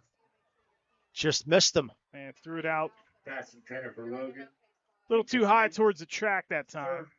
Yeah, I agree with you. When you first looked up here, it was like no one's out there, but there was Logan. Somehow snuck out there just over his outstretched arms. 3rd and 10 from the 10 with 33 seconds left. Now you could think about 4-down territory here, although they're close enough for Logan. Yeah. I think you go 3 here if you don't get this touchdown on this 3rd down. Again, they've been great on 3rd down tonight. Let's see if they got one more in their pocket. Fadden looks, Fadden backpedaling. Bobby Fadden takes off, comes the other way, keeps it alive, tiptoes the sideline. He's out of bounds. Right back near the original line of scrimmage at the 6. So it is going to be 4th down with 24 seconds to go. So let's see what Coach McCutcheons decides to do here. Might burn his last time out and then try to make that decision. Yeah, Chapman was calling for it in the back of the end zone, but Fadden just played it safe. Play clock now finally starting. So use it or lose it timeout if Tim wanted it, but Fadden stepped out of bounds. Yeah, so. I think they're just going to wait here, let that play clock go down to 0 or 1, and then call their last timeout and take the extra time and make that decision. Call your last Ponce Insurance timeout. And there it is with play clock down at around 2 seconds. Timeout, Mohawk. Again, at halftime, we'll have both bands, the Laurel Band and the Mohawk Band, and our scoring recap sponsored by Creatives Design, where design and construction come together with experience. Also at the half, we'll have our chassis toss presented by Ponce Insurance. Our new feature here, if you want to call it a feature at halftime, because Mark and I would buy a 50-50 ticket every week. And every week we'd lose, so we take our ticket and toss it over the shoulder. Well, we created a feature there.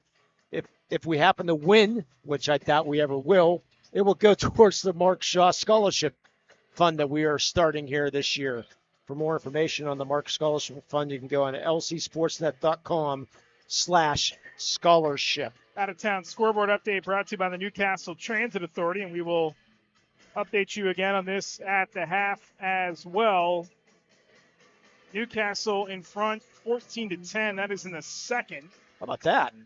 And Logan's going to come on to kick this field goal. Yeah, he is going to attempt the field goal. This is going to be about 24 yards. So very similar to what he kicked a few moments ago. Fadden will hold it. Trying to make this a touchdown game. At least a 6-point game. And Logan's attempt inside the upright is good. Well, from this angle, it didn't look good. He but just got that thing in the left as he sees it upright. And Mohawk has extended its lead. It's 26-20 with 19.5 seconds to go in the first half. So more money donated by Specialty Cookies by Laurie Heights. And if Chauncey had his way, some chocolate chip cookies donated also towards that scholarship fund. I'm sure there's going to be chocolate chip cookies at the golf outing we have in June 28th. Yeah, I'll definitely next be year. there if you tell me that. 26-20. Did you enjoy your trip to Laurel, your first trip? I did, yes. That was quite the setting. It was a good press box. Good night for high school football, a good press box. Shoss always had a saying, food and phone line were their first 2 priorities. So as long as now we don't need phone lines, but that was back in the day. If you had food, then phone line, that's where you wanted to go every week. So. And the best was always when they had the phone line and you were on the roof and you had to weave it all the way down to like the very first level of the press box. And then it was like a shaky connection with like the jack hanging out of the wall. And you just, oh boy, those days. Thank God they are over. Now it's all. Technology can be challenging. but boy, it's really saved us a bunch, hasn't it? Yes. And now you don't even need. You don't even need a Wi-Fi signal anymore. You can just use some of these units and dial right into your station. Yep. Logan will kick it away. Pop-up kickoff. It's fairly deep and returnable. McBride, rather that is Faulkner, and he gets to the 30. Another flag coming in. That's going to be for a horse collar tackle probably on Mohawk. With 13 seconds to go in the first half, another flag drops after the play. That is now the 5th time we've seen a flag on a kickoff tonight. Wind starts to pick up a little bit here late in this first half. Check the radar, though. There's nothing in sight. That's a good sign. That is against Mohawk. It's a personal foul penalty.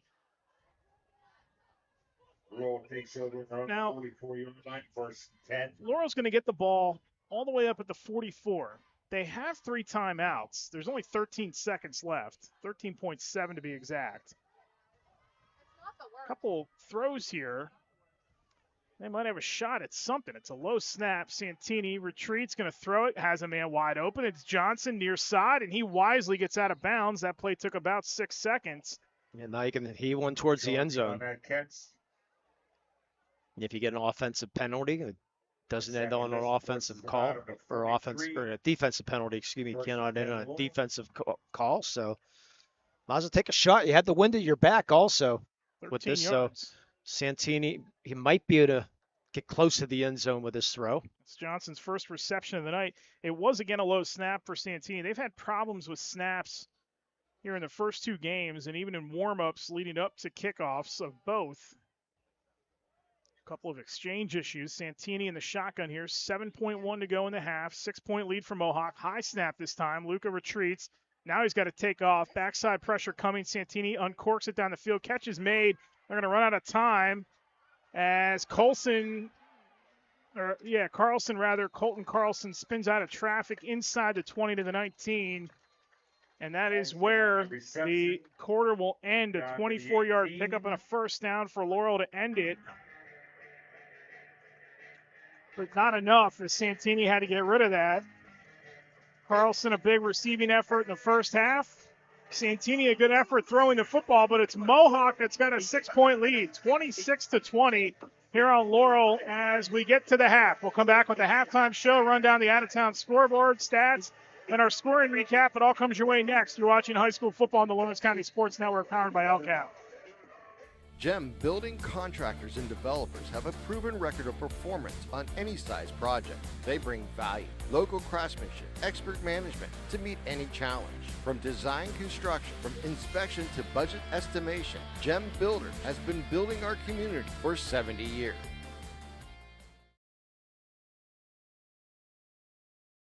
Thank you for calling Axe. Where can we take you today?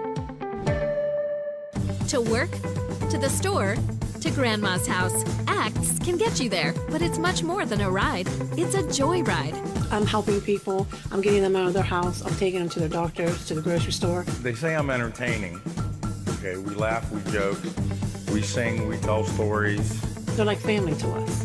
Even if it's the same day, to schedule your joyride, call Axe today. When it comes to shopping for insurance, there are thousands of options out there. MVP Insurance proactively shops and compares your policies to find the best coverage and rate. Josh Madure and David Verratti want to provide you with a level of personalized service that you know that you are the MVP of their agency. They simplify insurance so you can live stress-free. Visit one of the locations in Xenia Leopold or in New Springfield, Ohio. Call MVP for the win. Proud sponsor of the MVP of the game on the Lawrence County SportsNet. Joseph's Marketplace is Newcastle's favorite family-owned hometown grocery store and coffee shop. Fresh meats and produce, full-line deli, homemade foods, and much more. Joseph's Marketplace has hot foods prepared every day. They also have Newcastle favorites like grape leaves, hummus, and wedding soup available daily. Follow Joseph's Marketplace on Facebook and Instagram for daily updates or stop in to see what's cooking each day. Come hang out at the brand new cafe and bakery, full of great coffee, drinks, sandwiches, snacks, sweets, and free Wi-Fi. In a rush? Go to josephsnc.com and place your cafe order online. Joseph's Marketplace, family owned and operated since 1915. Back here at halftime at Mohawk Warriors Stadium, it is Mohawk with a 26-20 lead over Laurel in what was a really good first half. We'll give you the scoring recap and the stats coming up here momentarily. Reminder that quickly, we remind you that next week on the Lawrence County Sports Network, we will have a volleyball match on Thursday as Neshannock hosts Elwood City. Then Friday night, it's the same matchup as the Lancers host the Wolverines, as well as Shenango hosting Mohawk. And again, thoughts and prayers to the Shenango community. They're going through it right now, so please keep them in your thoughts over the holiday weekend here as they try to get back to a little bit of normalcy next week when they take on Mohawk. Let's take a listen down on the field to our halftime entertainment here tonight. We got both bands featured. We'll be back shortly with your recaps after this. Enjoy the halftime.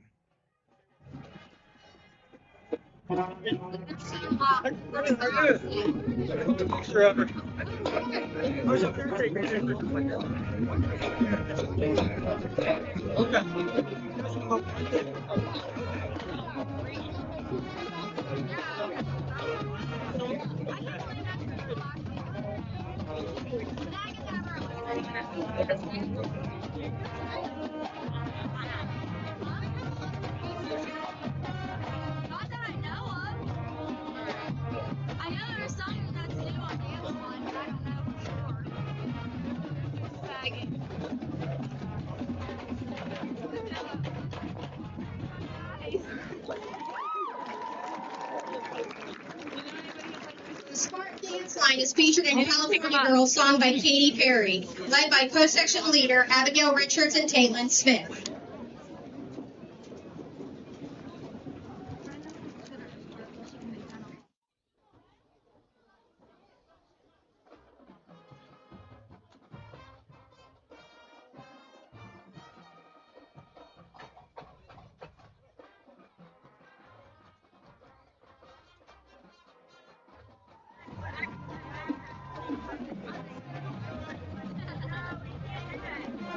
She had throat surgery, so it messed her throat. Yeah. You might break my shoulders. No, I don't think we're leaving a long time. No, I have broken all over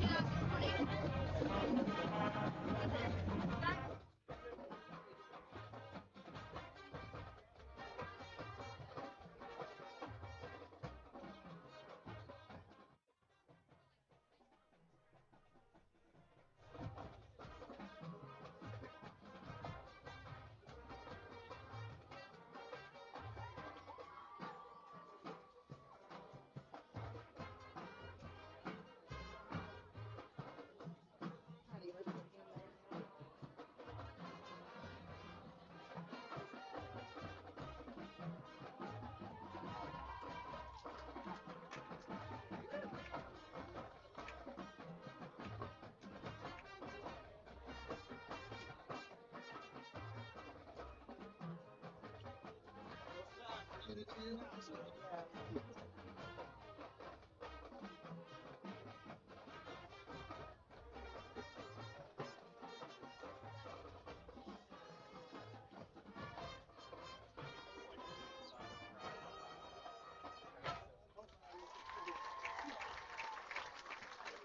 Our next stop and song is I'm Shipping Up to Boston. This song features our Spartan color guard led by section leader Ty-Shay Penzelman.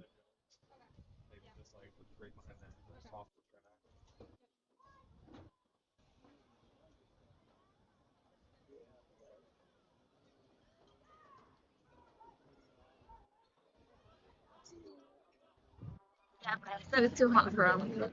But they don't want it.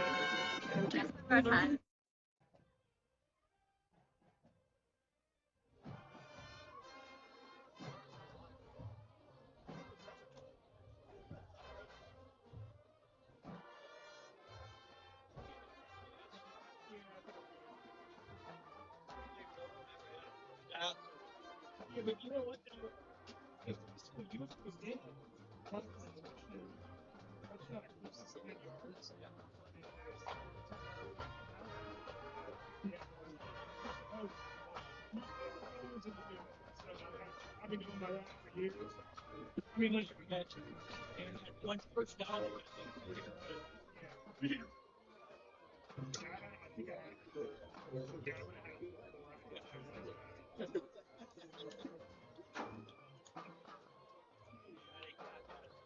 yeah. It's a weird rule, but it's like you haven't seen me kind of big. Little gated like 10 yards. This is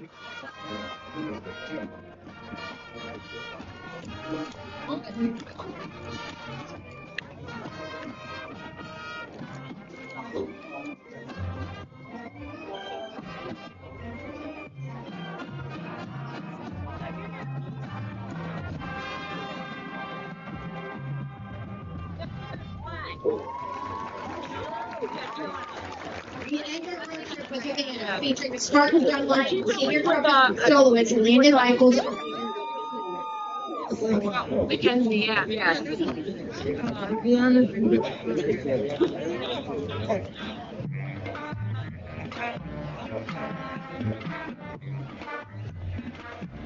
So I don't know if I said this.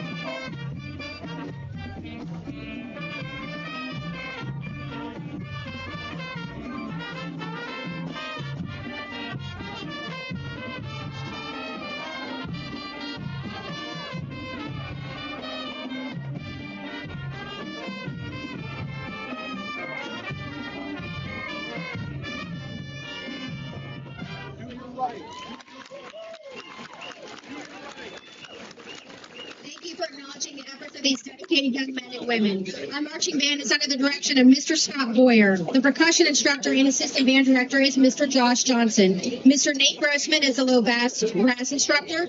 Miss Rachel Croner is the woodwind instructor. Is the clarinet instructor. The flag line is advised by Mrs. Kristen Green. The dance line is advised by Miss Amanda Satsney. Special assistance for the band is Mrs. Michelle Miller.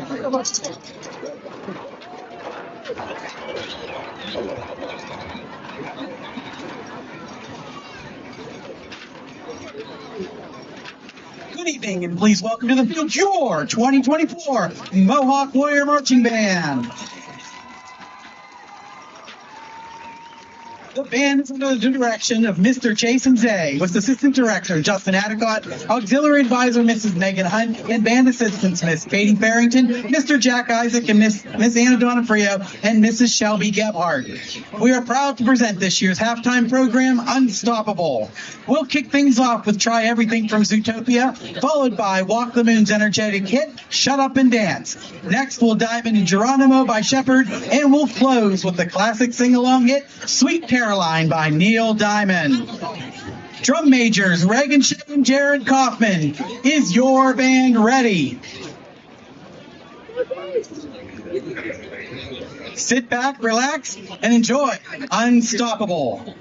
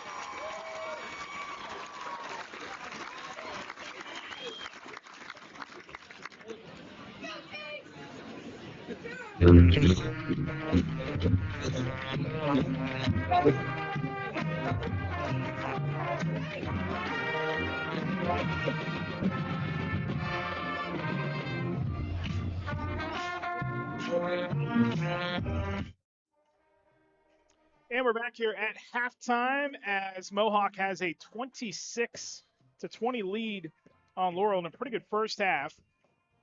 Let's run down our out-of-town scoreboard really quick, brought to you by the Newcastle Transit Authority. Why drive when you can relax and ride? Daily routes to Pittsburgh as well as routes all around Lawrence County. Visit newcastletransit.org for more information and route schedules. Remember, senior citizens ride for free. The other game on our network tonight, it is halftime right now, and Union and Neshannock are in a good one. It's 14-13 Union with the lead over Neshannock right now. Again, that's at halftime. James Dotson and Tim Continenza have that game for you on our other channel. So if you're interested in that one, we got a good one here. They got a good one there. You can put two screens up if you want to and watch both. Newcastle leads Hopewell right now 21-13. These are other scores across the WPIAL. There's a couple of really interesting games here in week one, or what is the first game of the season for some schools, including the matchup of defending state champions. Aliquippa leading Bell Vernon right now 12-0. That game is near halftime. Peters Township a 14-0 lead on McKeesport. Northgate a 14-7 lead on Riverside. Mars last week, which might have had the performance of any school in the WPIAL, went down to Florida and just smashed Boone. They're getting it handed to them right now by Bethel Park, 35-13. Remember, that's a Bethel Park team. If you follow that area of the WPIAL football, they're without their best player, one of their best players, and they're up 35-13 on Mars, who got a lot of cred after that road win in Florida last week. North Allegheny 16, Gateway nothing. Fort Cherry leads Ulsh 28-14. It's Avonworth 14-9 over West Mifflin. Amani Christian leads Beaver Falls right now 26-0. And North Hills leads Seneca Valley 13-6. Wow. Unusual to hear Beaver Falls has not scored yet this year. It is true, and they might have a long season in store for them. They're in rebuild mode right now. Our scoring recap. Let's take a look at who had the edge tonight so far with our Creative Edge scoring recap. Creative Edge, where design and construction come together with experience. 26-20, Bobby Fadden, a 29-yard touchdown pass made it 6-0. Lucas Santini, about a minute and a half later, comes right back with a 77-yard touchdown pass to Colton Carlson. Blake Logan capped the scoring in the first quarter with a 23-yard field goal to make it 9-7. In the second quarter, it was Saunders who picked off Fadden deep in Mohawk's territory for a pick six, 13-9 at that point. Laurel in front. Literally a minute later, Fadden comes right back, a 78-yard touchdown run to give Mohawk the lead, 16-13. Cash Stratton adds a 1-yard touchdown run 3 minutes later, 23-13. And then Saunders again a 4-yard run, cut it to 23-20. And then just before the half, Blake Logan a 24-yard field goal, and that is how we got to 26-20. First half stats for Mohawk. 24 carries, 208 yards. The leading rusher, Bobby Fadden, 7 carries, 143 yards, and a touchdown. Fadden in the first half, 5 of 11, 1 interception, 104 yards. Mohawk, 312 yards of total offense. Just another night for Blake Logan, who had 3 catches in the first half. He had 7 a week ago, so he's got 10 on the season. And he's had a pretty good first half with 53 yards receiving on the 3 catches, including the touchdown early in the game. For Laurel, Lucas Santini got hot late in the first half. He's 6 of 8 for 177 yards and an interception. And that's really all Laurel's done because they haven't run the ball much. They've carried it 8 times for 23 yards, 200 yards of total offense. The leading rusher for the team is Saunders, who has 4 carries for 4 yards. And that's a look at our scoring recap brought to you by Creative Edge and our statistical recap. And to cap off halftime, as we will do all season long, Mr. Limon. I'm gonna let you do the honors here. Ashley, can you turn things around here or not? We'll give it a whirl because our Chaussee Toss presented by Ponce Insurance, one of our favorite Mark Schauss editions. We'd always buy the 50-50 ticket. And if we win, we donate it to the Mark Schauss Scholarship Fund. Guess what? Do the Chaussee Toss, my friend. Another loss. We're sorry, we didn't win it. What a surprise. It's this guy's fault.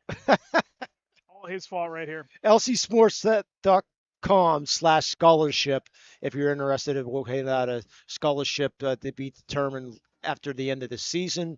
And June 28th next year, Castle Hills Golf Course, June 28th next year, golf outing to sponsor the Mark Schauss Scholarship Fund. So good job by that toss. Well done. If we would have done it at 7 o'clock, it would have blew the Union. It probably would have.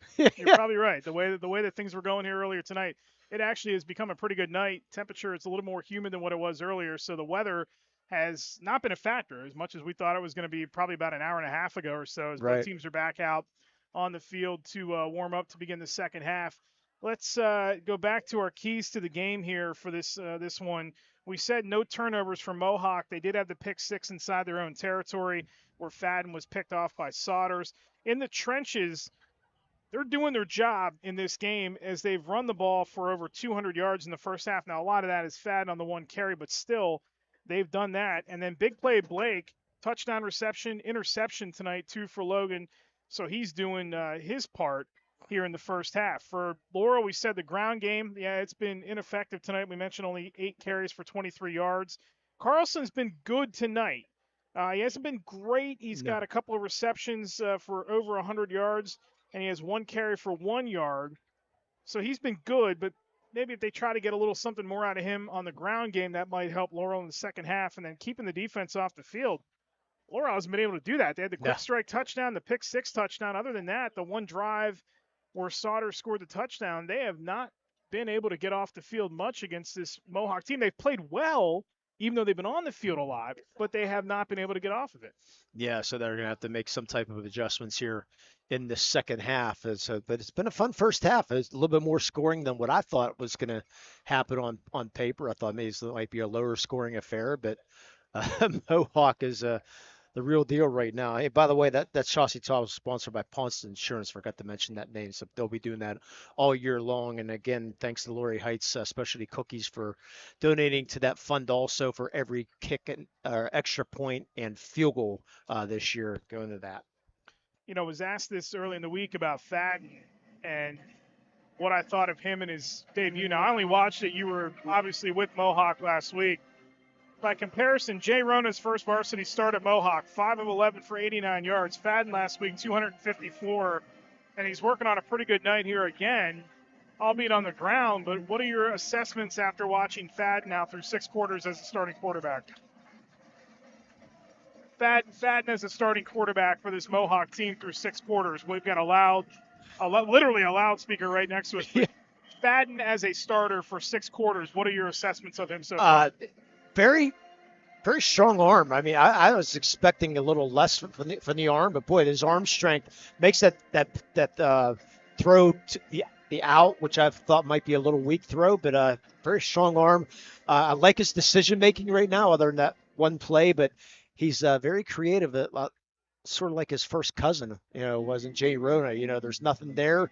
He can tuck it and run, which he's making smart decisions right now. So far, I think it's been a good 6 quarters for him.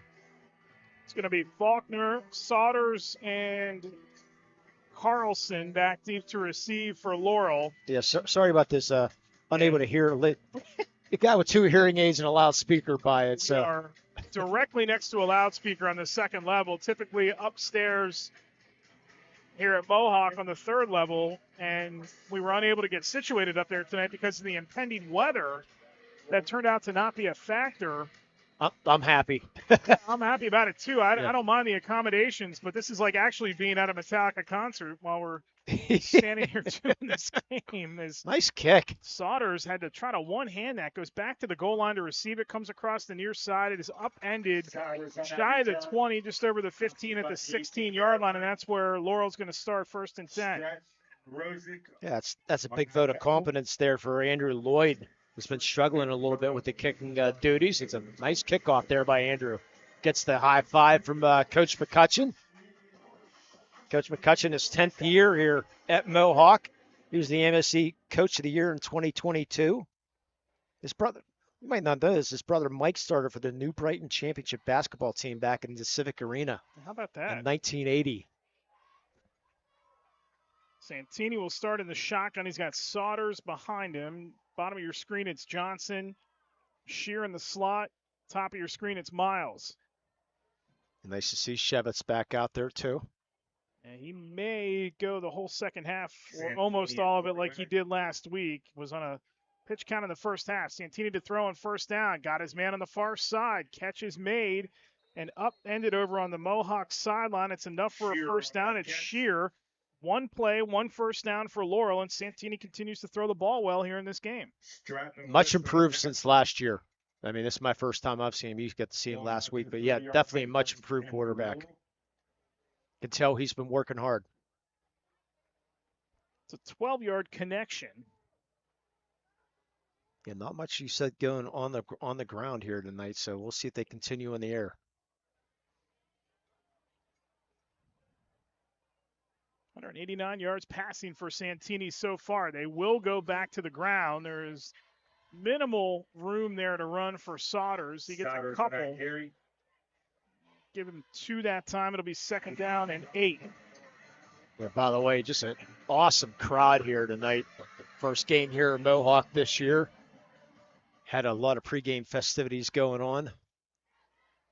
And big bounce houses and all sorts of things for kids out in back of the stadium here tonight on your way up the walkway. It's a great venue to enjoy that walk up to the stadium when you get in the parking lot here. They have the sidewalks and everything. Is Santini going to retreat the throw? He's airing it out near side. Johnson made the adjustment. There's the flag. And there is the flag as he was jostling back and forth with Sam List the entire way down the field. In the NFL, that's a shielding penalty. There's a lot of hand jostling between the two of them, but List was trying to throw his hands out there to show that he wasn't contacting Johnson, almost like Johnson was initiating it, but this is going to be against Mohawk. Yeah, good throw, though, by Santini. Put him right on the numbers. Against Mohawk. Yeah, for those of you who think you can do a better job, please go to PIAA.org. Click on how to become an official, take your test, and see how you can do. Get that out of the way early here in the second half. One thing I wish that they would change at the high school level is I wish that PI would be a spot foul. I understand why they do it this way and just make it to 10 I can agree with that. Santini takes the snap. Saunders the handoff. Great move to get to him early on the play. Cody Falk again. We've called his name a couple of times. Yes, we have. He has had a good night. Tackle, gain of about a yard. 2nd and 9 from the 47. They just continue to try to work the ground. And it has been tough for this Laurel team to find any footing through the teeth of this Mohawk defense, which still has plenty of teeth. Santini a low snap, but he retreats, slings it near side. Johnson the catch, great comeback route working on List, gets away from him into Mohawk territory, and he is down inside the 35 and tackled near the 34-yard line by Logan and List. It's another first down for Laurel here with 9:58 to go in the third quarter. Yeah, I love the way Johnson looked the ball in, catch the ball, make sure you have it, then turn back inside. 19-yard connection that time. Johnson again had that big catch a week ago on the tying drive, similar route, and drew the face mask. So he has become a weapon for this Laurel team, and Santini in spots. Santini design run. He'll take off. That door shuts, finds a little sliver, and gets through it for a couple of yards to the 30. It's a 4-yard gain for Luca, and that'll bring up 2nd down and 6. Yeah, next time you talk to Coach Cooper, see if you can get rid of that Dallas Cowboys star on the cardboard over there on the far side. Not a big fan of that. As most people in Western PA. 208 yards passing. I like the team with cheese, sir. In fact, I'm a part owner. 2nd down and 5 for Laurel. Santini, good snap that time. Airs it out far side, just out of the reach of Carlson. And that'll bring up 3rd down. Had him out there. Rushed that throw just a little bit. Up until that incompletion, Santini had hit 7 in a row. And they are good, crisp throws by this junior quarterback. Yeah, he's definitely playing well. He's not the biggest guy. I mean, we saw him on the mound in the springtime, so we know he's got heat behind that right arm. But he really has progressed here week 1 to week 2, week 0 to week 1, whatever you want to call it. Motion by Carlson. Snap to Santini. Looks to his right. Going to fire that way. Good throw again. And he had a diving effort on the far side by Miles, just out of his reach. And that's going to bring up 4th down with 6:45 to go. 8:45, I beg your pardon, to go in the third quarter. Yeah, probably going to go for it here from definitely 4-down territory, but another good throw. Just Mouse just couldn't pull that in. Was in traffic. I think frequently a lot about something the late Joe Paterno used to say all the time, that you make your biggest adjustments week 1 to week 2. And that is very true for this Laurel team tonight. As Santini looks, fires, catch made. It's Carlson, first down and more. Inside, making a man miss, and Carlson to the house for a 30-yard touchdown reception. And Laurel, with 8:34 to go in the third, is a point after away from a 1-point lead. And check out the replay on the far side. It was a quick snap. I think it brought Mohawk off guard a little bit. Carlson doing everything up down that sideline on his own, but made a nice quick cut down the sideline. Able to juke a defender. Now tie game. As you said, Laurel, chance to take the lead here. Right down the field go the Spartans. How big is getting that second half kick? As Jarrett puts her foot into it, and it is good. That extra point is 8:34 to go in the third quarter. We got a new ball game once again from Warrior Stadium. It is a good one here tonight. 27-26. Laurel in front of Mohawk. Come on back for the remainder of the third on the Lawrence County Sports Network, powered by LCAP. UPMC Sports. Joseph's Marketplace is Newcastle's favorite family-owned hometown grocery store and coffee shop. Fresh meats and produce, full-line deli, homemade foods, and much more. Joseph's Marketplace has hot foods prepared every day. They also have Newcastle favorites like grape leaves, hummus, and wedding soup available daily. Follow Joseph's Marketplace on Facebook and Instagram for daily updates, or stop in to see what's cooking each day.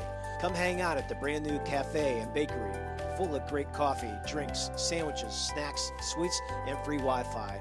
In a rush? Go to josephsnc.com and place your cafe order online. Joseph's Marketplace, family owned and operated since 1915. Hey. Good to see you. Come on in, let's go. Yeah! Laurel teachers support all of our athletes on and off the field. All right, okay. Lucas Santini on fire tonight. Touchdown pass to Colton Carlson. 1-point lead for Laurel with 8:34 to go in the third quarter. And now it is Bobby Fadden's turn, as Laurel has gone back-to-back point with Mohawk pretty much all night. Good return by Stratton across the 25 to the 26. And that is where Mohawk will put it in play. 1st and 10 from their own 26 with 8:28 to go in the third quarter. So that 30-yard touchdown pass, Santini to Carlson. Draft summary sponsored by Joseph's Marketplace. Family owned since 1915. Well, they converted the big third down on that drive with Carlson. He was the man on that possession. And now the man from Mohawk is Bobby Fadden. The onus goes back to the Mohawk offense, as Fadden and company will come out here on 1st and 10 from their own 26-yard line. Fadden will keep it on the ground with List, trying to follow the block of Dan Monaco up the middle. It's a short gain for List that time, as he ran right into the back of Monaco. Yeah, Miles stole the ball away, but guy was already down. If you're not doing anything tonight, stop by the Crane Room tonight. They're open midnight each Friday night football this fall. And to celebrate Friday Night Lights, you can come in tonight. Say the word starters when you walk in the door. That's starters. You get a free Crane Chips appetizer at the Crane Rooms. So make sure you get in there after the game tonight. Again, open till midnight every Friday night this fall. That's the word starters. Fadden on 2nd and 9 from the 27. Looks to pass. Now has to scramble. Fuchs giving pressure. Fadden dancing around, keeping it alive. Fadden sidearms it near side. Catch is made by Nail, who was pinned up on his own sideline and shoved out of bounds by Santini. It's close, and it is enough for a Mohawk first down, a gain of 10. Amazing throw there by Fadden. Almost looked like a old Kid Colby sidearm fastball there. Throwing it in. Nail, good job tiptoeing the sideline. Get the first down. I am not comparing him to Patrick Mahomes, but you see so many arm angles. Yeah. From Mahomes. And Understand. remember, Mahomes grew up a baseball player too, so is Fadden, but those guys just have a way to contort their arm and make those tough throws look so easy, the way they can just shift their arm angle and throw the ball. We've seen a little bit of that from Fadden here tonight. He spins the ball in his hands out of the shotgun, dancing around again. Fuchs and Wilson. Fadden taking off. Bobby looking. He's going to turn upfield and get drilled. He's going to lose yardage back to the 34. It's going to be a loss of 2 that time. About 2 yards. It'll bring up a second down and long. Yeah, brought down there by 3rd and 12. Or third down, I beg your pardon. Popovich. Is that how I'm saying that name? The freshman? Number 68 brought him down. Unfortunately, they didn't get a chance to go over name pronunciations because we were scrambling to get everything here. Pilipovich, thank you. Yeah, he came from behind and was able to bring him down. The freshman. Brings up a second down. Yes, I was right initially. 2nd and 12 for Mohawk. After that loss by Fadden. Snap, handoff, Stratton. Forget it. Nowhere to go as Fuchs. Casey Wilson did a great job up front to push the offensive line back into him, and Fuchs was there to help clean him up. Fuchs is actually slow to get up now as well. Looks like a cramp. You give credit to Caden Gnarly in there, too. He really held his ground and blocked the middle of that. And our unofficial sponsor of the cramps, the Penn Ohio Bottled Water Company. You know, this Mohawk offensive line, it looks like it's going to be really good when we talk about this team in about 6 weeks. But there is definitely some growing pains after losing guys like Alex Chapman and Scooter McPherson up front. Tough when you don't have that veteran leadership and you're trying to fill the void. These guys are going to be good, but they're running into and we said this tonight, they're running into a very physical defensive line for Laurel up front, and that is a challenge that they are trying to meet right now. And they've done a good job here in this game. Over 200 yards rushing, but they lose yardage on the last 2 plays. Yeah, at the end of this game, we'll have our Melee Chiropractic play of the game and our MVP of the game sponsored by MVP Insurance. And boy, we have a list. Might it still yet be Sam list? Who knows? Yeah. Got a lot of choices here right now. We still got a half a ball game to go. 3rd down at 13 for Mohawk. They're on their own 33-yard line. They trail it by a point. Running clock at 6:12. Trying to net their first win of the season, as is Laurel, and it has been a good one here through 2.5. Fadden going to pass it again. Looks. Bobby. Pressure coming. Fadden steps up. Fadden scrambles. Sidearms it again. There's Nail right on the sideline. Another Mohawk first down as he's twisted around and dropped over the 45-yard line.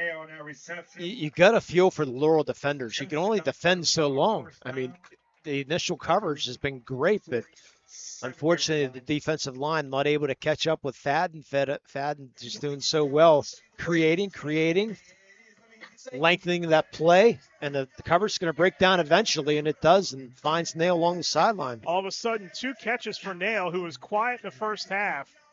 They've both been for first downs on this drive. And Mohawk staying in front of the sticks with 5.5 to go here in the third quarter. Tyler Shear comes right up with Miles. They push him right back into the arms of Fuchs. 2nd and 10. And that's going to bring up a second down for Mohawk with 5:13 to go in the third. It's a gain of 1 that time for Stratton. Yeah, this has just turned into a beautiful night for football. Nice, fairly cold breeze blowing. Still humid, but yeah, humidity has picked back up after that quick respite by the weather. 2nd and 10, so officially no gain that time for Stratton. He stays in the game behind Fadden. They bring in the extra blockers at the wings. Handoff. Nope. Fadden. Again, the fake. Fadden sidestep 1 defender at the 50 in Laurel territory. Tackled at the 48. And he is stopped there by J.J. McBride with 4 minutes and 31 seconds to go in the third. Boy, he's so elusive. Broke not one, but two tackles. Able to get negative to positive. So he has pretty much all night. Fadden with 9 carries for 147 yards. Again, that offensive line churning out over 200 yards rushing in the first half for Mohawk. It's gotten a little tighter here in the third. Yeah, Fadden used to do a double-double in basketball. He's doing it in football now with passing and rushing. He's over 100 yards. He is working on 300 yards of total offense here in this game again tonight. Got a third down and long, and we got movement up front. Flags in a play. Yeah, Bobby Fadden, 1,077 career points in basketball so far. He's starting his junior year. He was third team All-State last year. And the stat I loved, once scored 52 points in a basketball game as a fifth grader. 5-yard penalty against Mohawk will be third. And how long are those quarters? I mean, those are only, they can only yeah, they're be 6-minute quarters. 6-minute quarters. Yeah, exactly. 6-minute quarters in fifth grade, I believe it is. Yeah. Did anybody else in the team score? That's the question. I wonder, yeah. We'll have to ask Bobby off the side sometime and find out. I mean, that is a point over 2 points. Over 2 points 2 points a minute, yeah. Fadden to throw it here on 3rd and short. Looking. The junior looks. Again, pinned up on the sideline. Airs it out down the field. That pass is intercepted by J.J. McBride. Second interception thrown by Fadden tonight. And the first pick of the season for McBride, who played center field. And Laurel's going to take over with 3:19 to go in the third. Well, Logan did the right thing.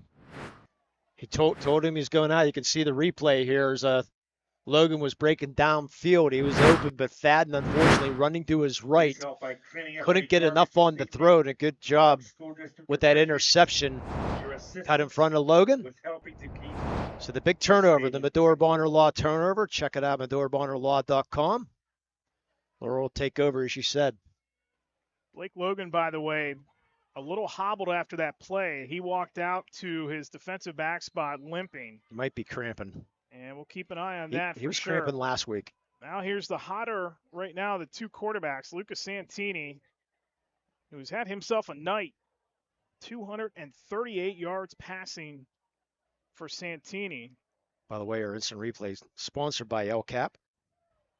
Which, by the way, would be better than the season high they had last year of 221. He's looking for more, airs it out on first down, and an over-shoulder attempt by Shear is incomplete. That pass incomplete, intended for the Shear. Yeah, LCAP, you're one an exciting career working with children. LCAP Early Learning is looking for you. Apply online at lcap.org. That's lccap.org and /join our team. Another perfect throw, though, by Santini. He is looking sharp tonight with those deep balls for sure. And he's playing with a confidence that wasn't there. And he threw the ball well last week. But he just has much, much more confidence. I thought you said Laurel was a running team. Well, that's what everybody thought. I thought so too, yeah. Not tonight. Especially with the hosses they have up front. That is a thick offensive line up in front of Santini. Motion by Miles, and we're going to get a delay of game here. Or a timeout, one or the other. Let's see what Did they get the timeout in first? Nope. They did not. So it'll be a 5-yard penalty against the Spartans with 3:14 to go in the third quarter. And you watch this team tonight. And last week where it was so helter-skelter and trying to find points, and they're only down 7-0, and it felt like they were trying to chase 21 instead of 7, and then they finally get it with 48 seconds left. They just have much more calm about them tonight, and they're playing with a lot of poise. And what a difference a week makes. I mean, really, it is almost night and day between this team compared to a week ago, and a lot of that has to do with Santini, the guy at quarterback right now. So he's going to air it out again, has a man far side, catch made near the original line of scrimmage, plus about 1 or 2. That's Shear again. That is Shear, tackle by Nail. Corey Hart was also in the area. He's 3rd and 8. Connor Hart, I beg your pardon. From the 27. So they get the penalty yardage back plus a couple. It's a 7-yard completion.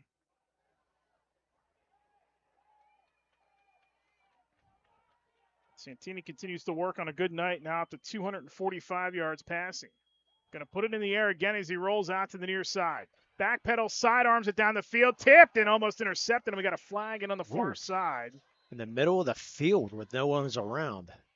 Right, we have a holding call down there. Holding or possibly might there be an eligible down the field. There was That a lineman. Could be. Oh, look out. We'll get the cramp coming in now. There's the cramp going down in Miles.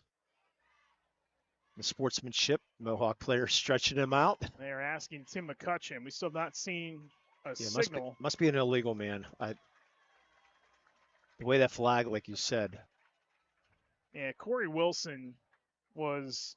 Yep. Casey Wilson was down the field. There's your illegal man. They'll decline the penalty. Downfield, declined by Mohawk. As Miles gets 4th and 8. Miles gets stretched out. Official timeout. So they will stretch him out, and Mohawk did decline the penalty, so it'll be 4th down and 8.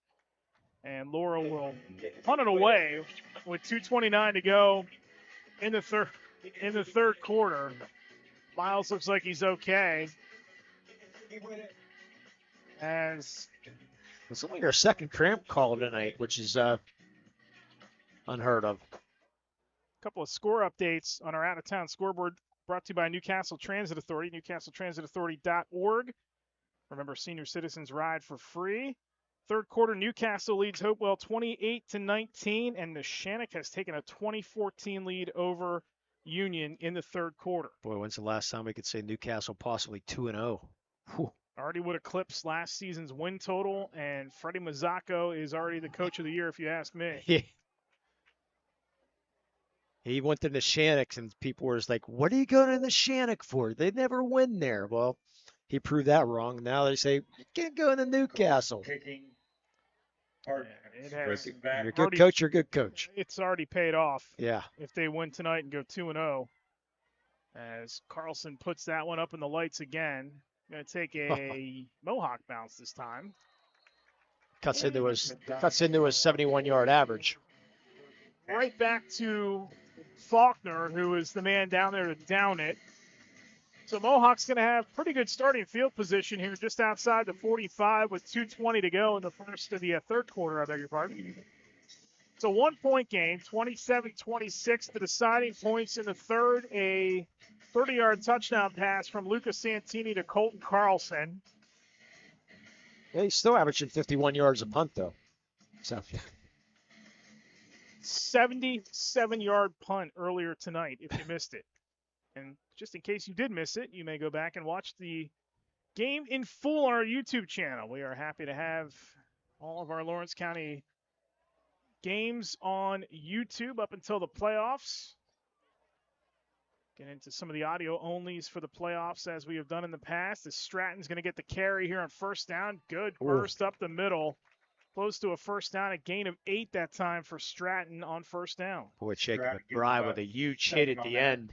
Thought Stratton was going to keep going, but McBride came in and just leveled him at the end. Good clean hit there by McBride, who's part of the basketball and baseball. Shear on that tackle. Let's give credit to Tyler Shear. Yeah, I love these smaller schools because you get these dual athletes, three-sport athletes. Yeah, it is a few and far between that the days of the multi-sport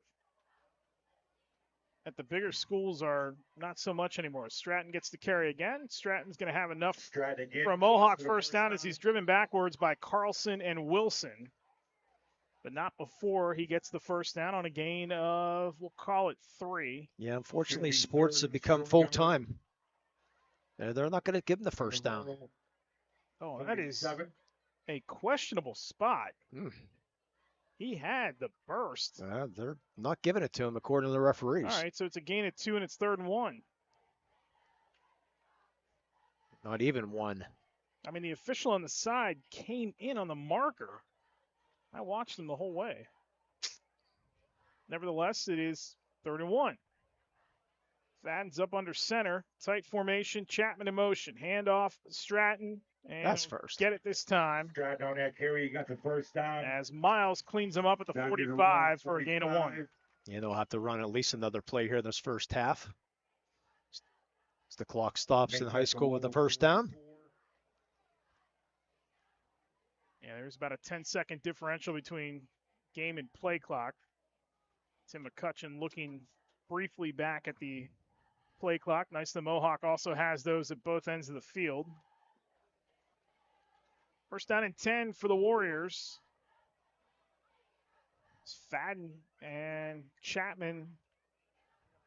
Chapman is out on this position. Actually, he is the wide man, top of your screen as Fadden looks.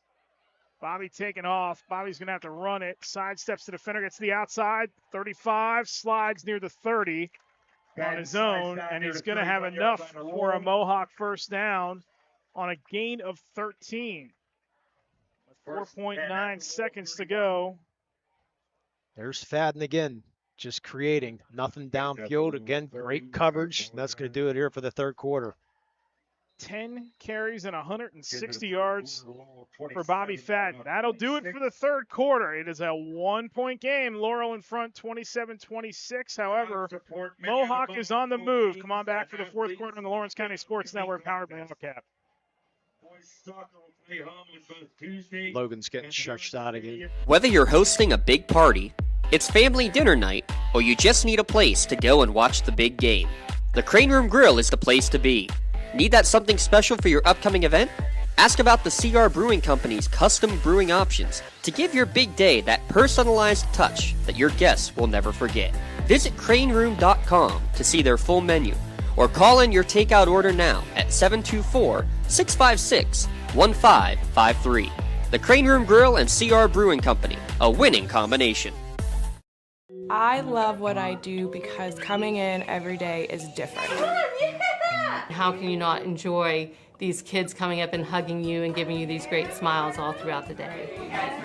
Seeing the progress that our kids make every single day is one of the reasons I love coming to school. What should we do? We have fun. LCAP Early Learning Centers is hiring. Help empower young minds in Lawrence County and become a superhero today. Apply at lcap.org.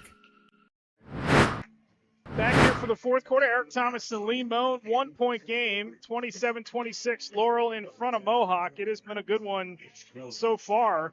Just one score in that third quarter.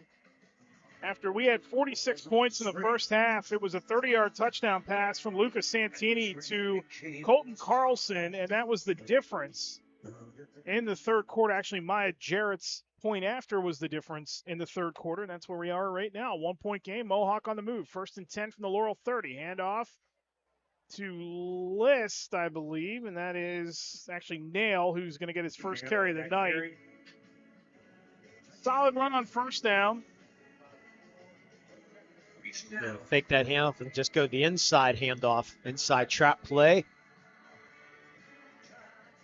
They want to make sure they get the Sweet Caroline theme in here. Now, last week,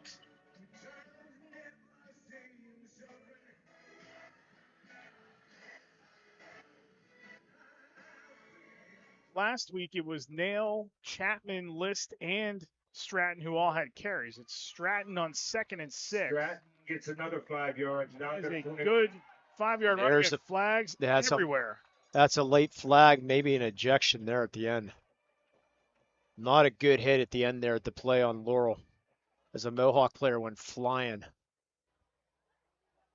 That is Dan Monaco, who was slow to get up. Might have been Carlson on the hit, but it was not a good play at the end of there. So it's going to be a dead ball personal foul against Laurel. That'll be 15 yards added to the end of the run. It was a 5-yard run by Stratton. Personal foul against Laurel. Yeah, I just saw the after effects, so. Looked like he just came from behind and almost like a chop block, unfortunately, in the back, but want to go up. So Mohawk back inside the red zone. Check them out on Wilmington Road.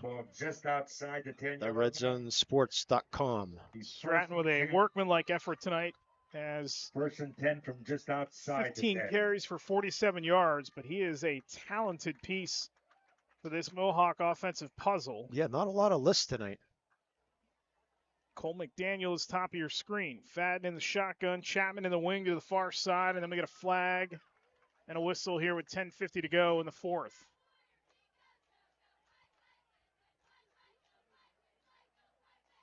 is going to be on Mohawk. It's a 5-yard False start. false start. Against Mohawk, 1st and 15. So that'll back them up 5, make it 1st and 15 from the 15. It's been a minute since the Warriors had a touchdown. Gotta go all the way back to the second quarter. 5.5 minutes to go. It was Stratton scored on a 1-yard run. Logan's the only points after that, right before the half. High snap. Fadden keeps. What a fake. Bobby Fadden to the outside. Bobby Fadden the angle. Bobby Fadden dives. And Bobby Fadden is in the end zone for the touchdown. A 15-yard touchdown for the incomparable Bobby Fadden. That was all Bobby Fadden. No, what a great fake. Looked like he put the ball in the running back's gut there, pulled it out at the last second, and boy, when he got outside, not a lot of traffic there, was able to create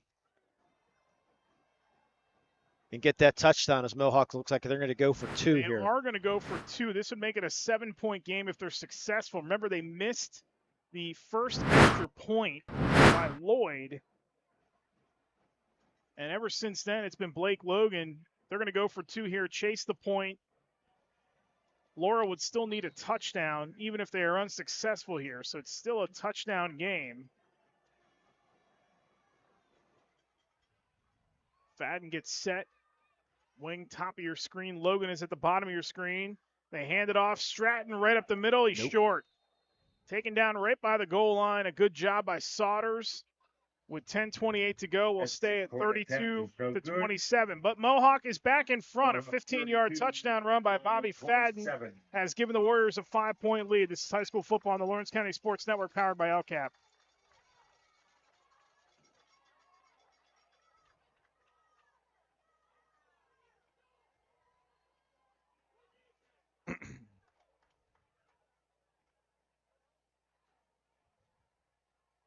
Looking for a unique way to expand your business? Advertise on the Lawrence County SportsNet and be seen by thousands of viewers in the area and around the country on over 100 broadcasts each year.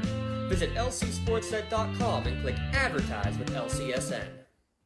Works in Progress Painting wishes a successful and satisfying season to all the Lawrence County sports teams and athletes. Work hard and bring honor to your team, school, and family in how you play. Joe Wright and his family have been providing painting, window cleaning, and other property services for business and homeowners in the Lawrence County area for over 10 years. Their goal on every project is to provide a meaningful service that honors their customer, God, and their family, and to have fun while doing it. Works in Progress is now booking interior painting projects for both residential and commercial projects. Call Joe today at 724-714-4294 to discuss your next project. Bobby Fadden's 15-yard touchdown run gives Mohawk a 5-point lead. The trio back to receive the kick. It'll be Lloyd who does the kickoff for the Warriors. High end over end, returnable. Saunders runs underneath of it. It is 9. Comes across the 25, the 30, the 35, the 40, and is tackled near the 44-yard line. And we have yet another flag on a kickoff. This could be a sideline warning on the kids, it looks like, over there. The ball boys were a little bit too close to the sideline. There has been a flag on every kickoff tonight. Yeah. And plus we got the flag on the, as you pointed out, the 25-yard line. So the sideline warning that won't negate the penalty. Lucas Santini in this game tonight has thrown for 245 yards. Any illegal hold against Laurel. 10 of 15 passing. So he in 2 games is 20 of 32 passing. We still got 10 minutes left. He's working on a 300-yard night. Yeah, Coach McCutcheon got to be pleased with the offensive performance for sure. But defensively, again, giving up a lot of points. The 16-yard line of Laurel, 1st and 10. But Santini, like you said, he's been fun. We're gonna have a hard time picking an MVP of the game here tonight. Where is the strength on this Mohawk defense? Last year, you could make the case it was across the board, but really up front and maybe the linebackers. Where's the strength on this Mohawk defense right now? That's a good question right now. because they're not getting a lot of pressure up front. Handoff Sodders, and he picks his way for maybe one. Sodders on that carry. Good tackle that time. That was Monaco. Couple onto the And 18. we've called his name out a couple of times tonight. 2nd and 8. Radoziminski tonight.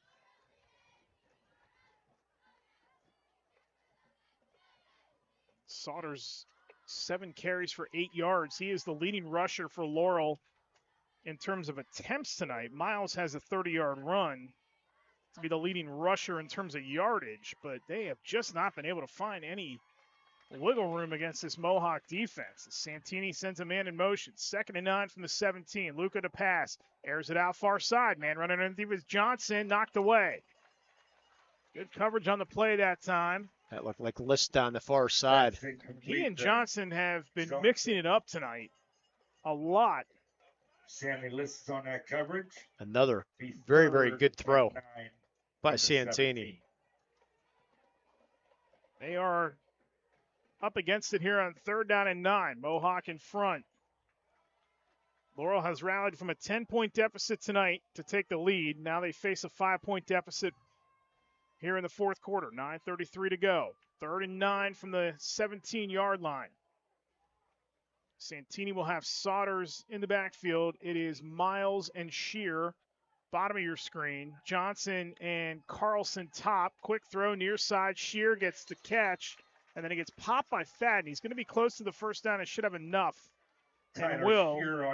Needed 9. They're going to give him 10, and it's a first down for Laurel. Big pitch and catch there for a first down. Yeah, great job by Laurel picking up the blitz. Chapman looked like he's going to have a free rein to get into the quarterback, but they picked it up nicely, allowed Santini to get that throw in.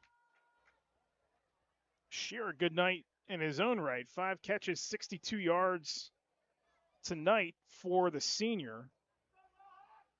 Santini continues to sling it tonight. He has been sharp.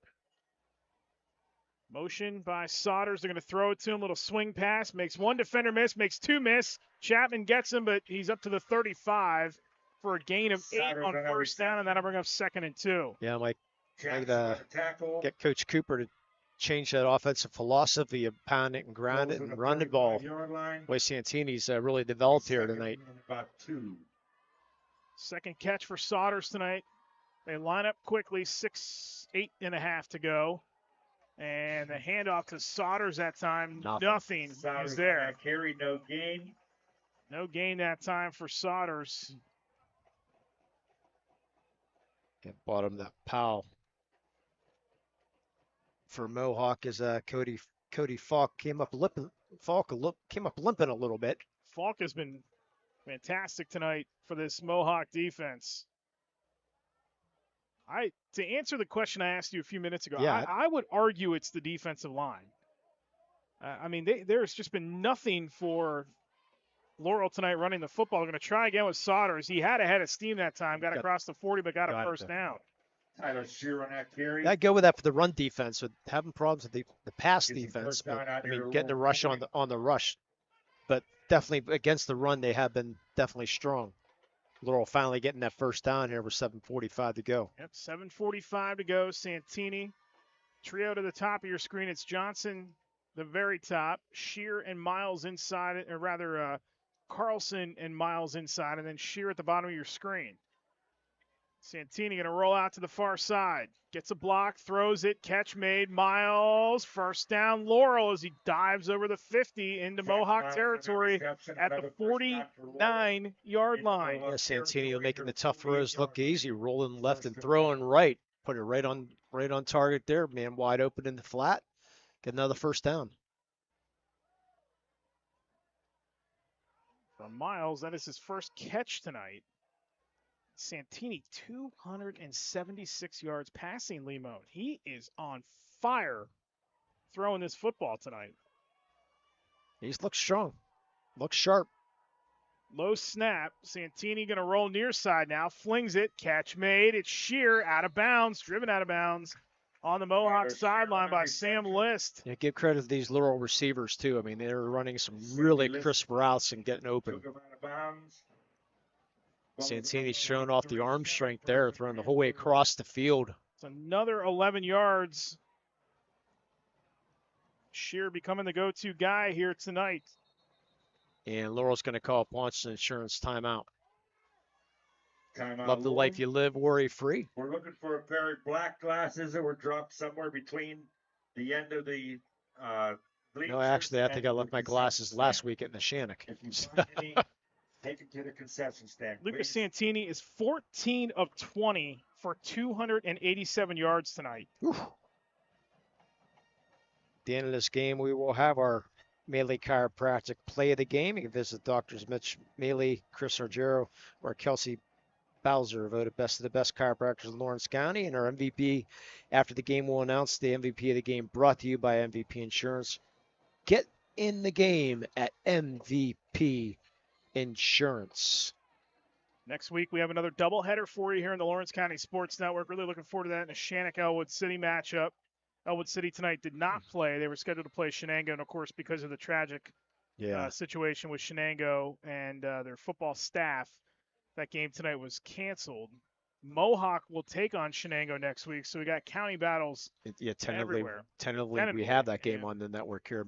And hopefully Shenango is able to piece everything together and get back on the field. That is going to be one emotionally charged outfit. Yeah. And then you couple the fact that, and football is not the most important thing with them right now, but they lost such a tight game last week that had to be frustrating. Really just itching to get back on the field because they were that close to going 1-0 last week. Need to find wins early, and then everything that's happened there. And hopefully they're back at it next week against this Mohawk team. Santini to retreat down the field. It is almost intercepted. I thought Bobby Fadden had it. Boy, he read Santini perfectly. Santini thought he had a completion down there to Carlson, but Fadden, as he normally does, comes out of nowhere. Thought he had it, but just dropped it. You can check out the replay there.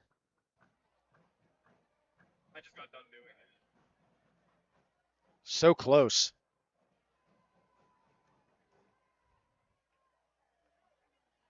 So it's 2nd and 10, 6:47 to go. It's a 5-point lead for Mohawk.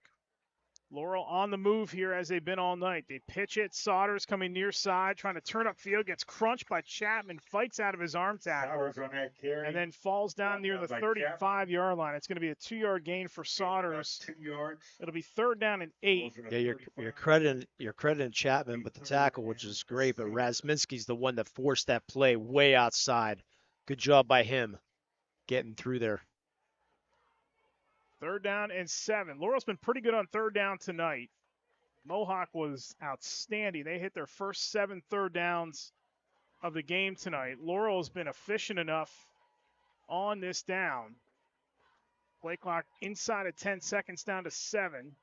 Santini looks to his left, going to air it out down the field, just out of the reach of Johnson. It'll be 4th and 7 with 5:58 to do. What do you do here? I'm definitely going for it. Santini wants that back. He knew he had him, just overthrew him. I think you're definitely going to go for it here at the 35-yard line. From the 35. You almost have to, just in the sense you don't know if you're going to really get a chance to get the ball back, and you might get the ball back, but you don't know if you're getting the ball back in a position to do anything. So this is 4th down right now. 4th down, and for now, the ball game. 5:58 to go from the Mohawk 35. Santini in the shotgun. And movement up front. That was Laurel. That is going to be against Laurel, and that is Jaden Iorio. That might change your tune now. The right tackle spot, 5 yards backwards for Laurel, and it's now 4th and 12. Brings up 4th. 12. I might be changing my tune if I was a coach, but we'll see what Coach Cooper decides to do. The 40. So far, everybody's staying on the field. Might see a quick kick in this situation, too. A couple of updates that we will pass along to you here momentarily. After this play, Laurel offense stays out there. 4th and 12. Santini checks the sideline. Carlson's the punter, so there should not be a quick kick from Santini in this spot. You wouldn't think anyway. Mohawk has nobody back. High snap. Santini rolls out. Pressure. Santini flips it dangerously, and it's incomplete. He might have been over the line of scrimmage anyway. There was no flag. Yeah, you can check out the replay here. I thought maybe Santini might have some room to run, but decided to take a chance on the throw, but unfortunately threw a little too hard. And the turnover, Medor Bonner Law, turnover downs, MedorBonnerLaw.com, and check them out. Mohawk Colts, they'll take over. So a couple of updates here tonight on our out-of-town scoreboard. Freedom in Rochester, the game was 2 plays old. They decided to cancel it with a lightning delay. They're saying maybe not made up. This is according to our friends with the Elwood City Wolverine Sports Network. Also, Amani Christian in Beaver Falls, the game was called at 34-0 at half. There was a lightning delay that occurred, and the coaches agreed to call that one, so that game is over. Amani Christian shuts out Beaver Falls tonight. On first down, List gets the carry for Mohawk with 5:45 to go. Also out of town, scoreboard, our other game tonight, Neshannock leading Union at the end of the third, 27-20. Good ball game there. Wilson on that tackle. Ball's on a 40. Yeah, all that severe weather's just missed us here in the Newcastle area. Well, just as you say that, the wind picks up to our back. Yeah, we're good. Cooled off here a little bit in the last couple of minutes. 2nd and 8 after that 2-yard run by List. 5:17 in a running clock for Mohawk. Fadden in the shotgun. Slight flinch up front by Laurel. No call. Handoff List again. List through the middle. List to the 45. And he is tackled once again there. Tyler Fuchs. I beg your pardon. That was not Fuchs. That was Matt Pilipovich. 3rd and 3. Once again, it's 3rd down and 3 for Mohawk. 3rd down and 4 officially.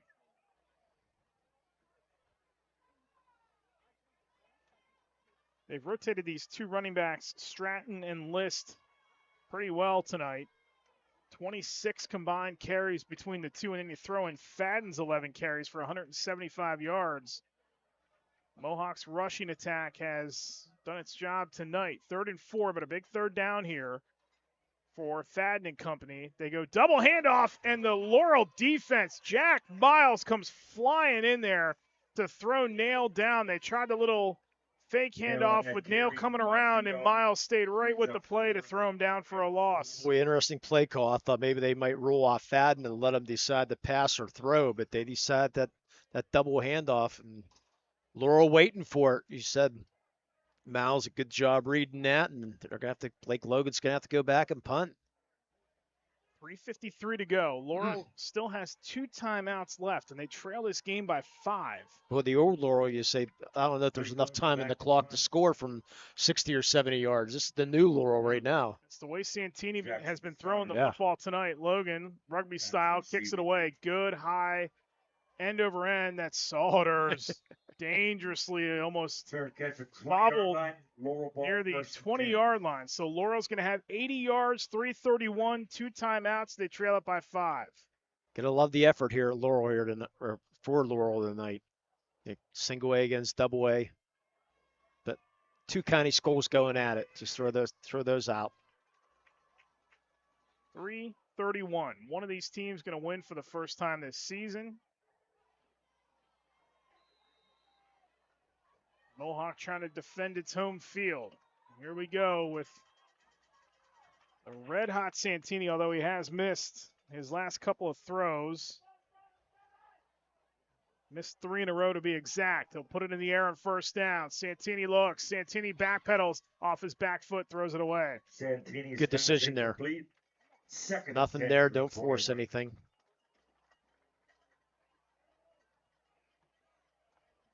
Ever since we commented about his 14 of 20, he's now missed 4 in a row.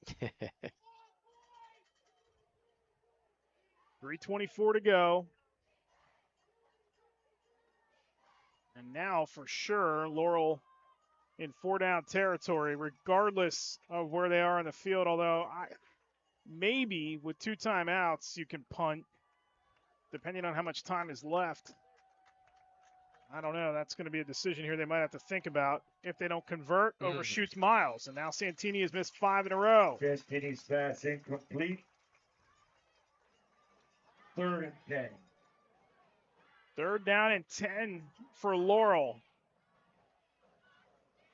And all of a sudden, that 4-down territory is becoming a little more ominous for this Spartans offense.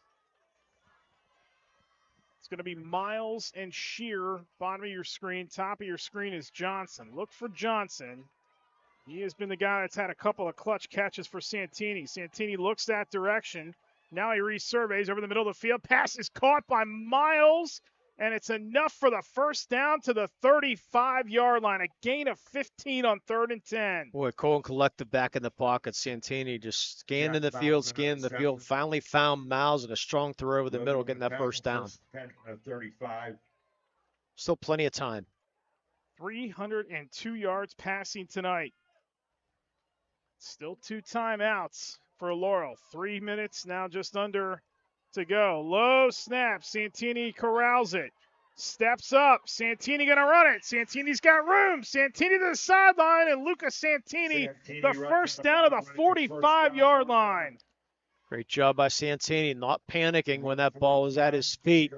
Just picked it up, saw a hole to his left side, was able to find it, get out of bounds also.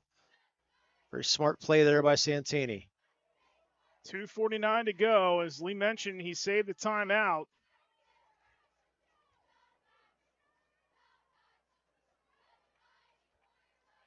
Here we go. 1st and 10, 2:49 to go. Mohawk crowd trying to keep their defense in it. Santini looks, fires near side. Catch made. Shear sidesteps the defender. Shear diving forward is close to another first down as Connor Hart makes the stop. He's going to be about a yard shy of a first down, so a gain of 9. You mentioned that wind picking up. They're throwing into the wind here. See if that has any effect at all. Could run for the first down here and get a quick clock stoppage if they wanted to. While they reset the change, clock is ticking. Santini, motion, handoff. Carlson coming near side, got a block. Carlson first down out of bounds, shoved there by Blake Logan, but a first down for Laurel with 2:03 to play. And you save another timeout as he got out of bounds. So haven't seen that end around here tonight. Logan knocked him out of bounds. Good time for that. Carlson touches the ball. Another new set of downs. Just his second carry tonight, and he has 3 receptions. But just his second carry. He hasn't been the versatile guy that we've seen in the past. 2:03 to go. Still 2 timeouts. Down by 5. Laurel driving, trying to win this game, and we're going to get a timeout called by Mohawk with 2:03 to play. Yeah, the Ponce Insurance timeout. Didn't like what he saw. So try to stop this momentum that Laurel has coming down the field after that turnover on downs, or not turnover on downs, but the punt situation by Mohawk. Laurel doing a nice job. Remember, they created got that 4th down conversion. Boy, you hate to see if Mohawk loses. I mean, they lost a heartbreaker last week late to Neshannock. But they're on their home turf here tonight. Been a fun one. Again, next week, I think on Thursday, I think we got volleyball coming on the network here on Thursday. Neshannock and Elwood City. Yeah, always fun there. I hope everybody enjoyed the soccer coverage last night from Wilmington. Wilmington had a doubleheader up there.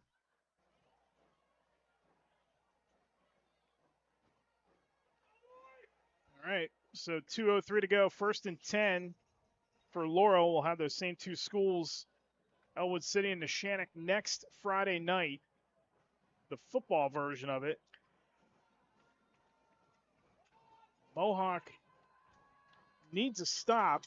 If Laurel scores and takes the lead, Mohawk facing its first 0-2 start since 2022.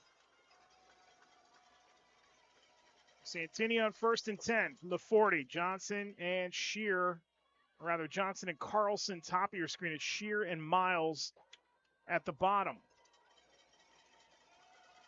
Santini looks over. He's got 5 on the play clock. Snap. Luca rolls out. Set. Fiery looking deep. Man underneath of it, and it's intended for Johnson and incomplete. That pass is incomplete.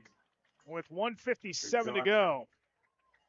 And trying to go deep again, but pretty good coverage down there. We had Luca Santini for 28 attempts tonight. Seems like more. He is doing his best to keep his team alive in this game. He is having himself one heck of a night.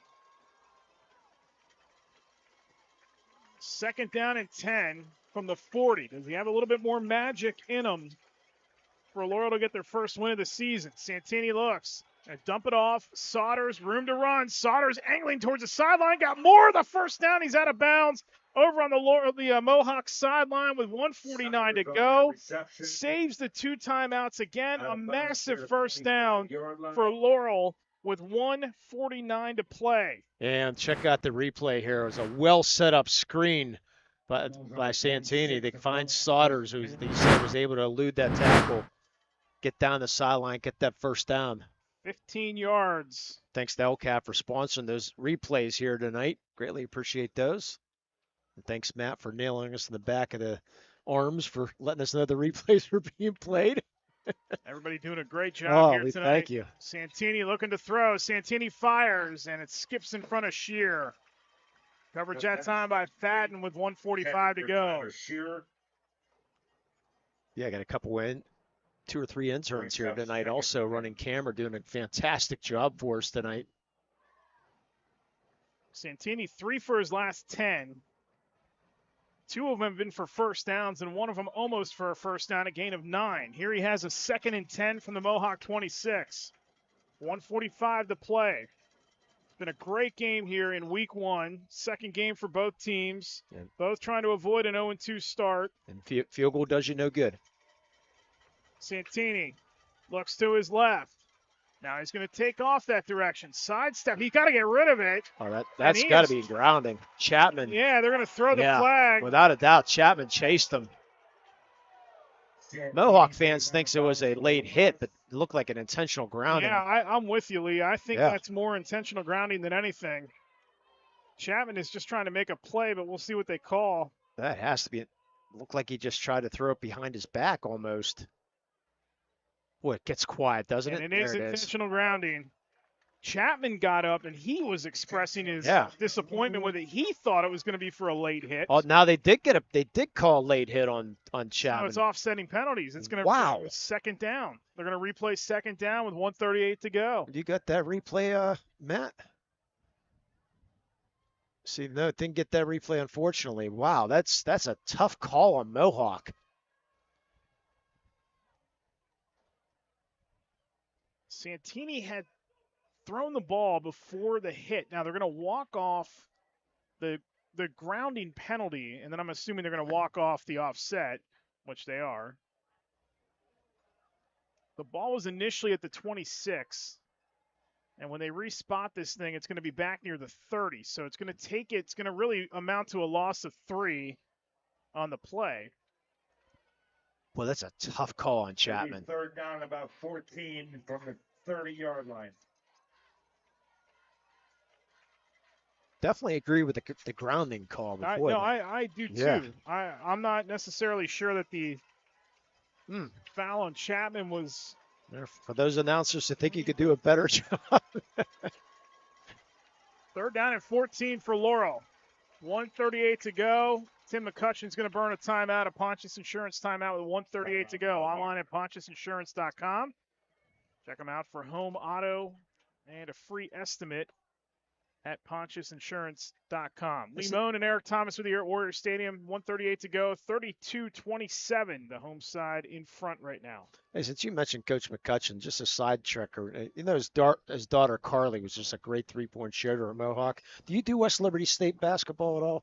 The D2 down there? I don't know if you're familiar, but I saw the man. Okay, Yeah. As a junior, she averaged 17.1s a game. She shoots 43% from the 3-point line. Which is incredible. It's 12th in the nation in D2. And West Liberty, that brand of basketball bled into the PSAC this year with Gannon. Mm-hmm. They had one of the staff members move up to Coach Gannon, so that's why Gannon was so high scoring. Yeah, they averaged over 90 a game last year. Gannon did. Yes, they did. Saw that West Liberty team did the NCAA tournament at IUP 2 seasons ago when they played there, and then ultimately beat IUP to win that region. And I'm telling you, the minute that their game started in the opening round, you knew right away that team was going to be in the finals. They were that good. Let's see if Laurel can be that good now. Santini back to pass on 3rd and 14. Luca looks, fires, wobbly one. The comeback run is incomplete. Look near side for Shear. The coverage again by Fadden. It's going to be 4th in the ball game with 1:33 to go. Yeah, Jackson Chapman put the pressure on Santini, who had to throw that ball just a little early, as you can. Couldn't come up with a strong throw. That'd be a very, very tough long throw there. So ball game right here. Santini right now, 3 of his last 11. He needs one more here on 4th and 14. 93 seconds to go. Santini in the shotgun. This is the ball game for Laurel right here.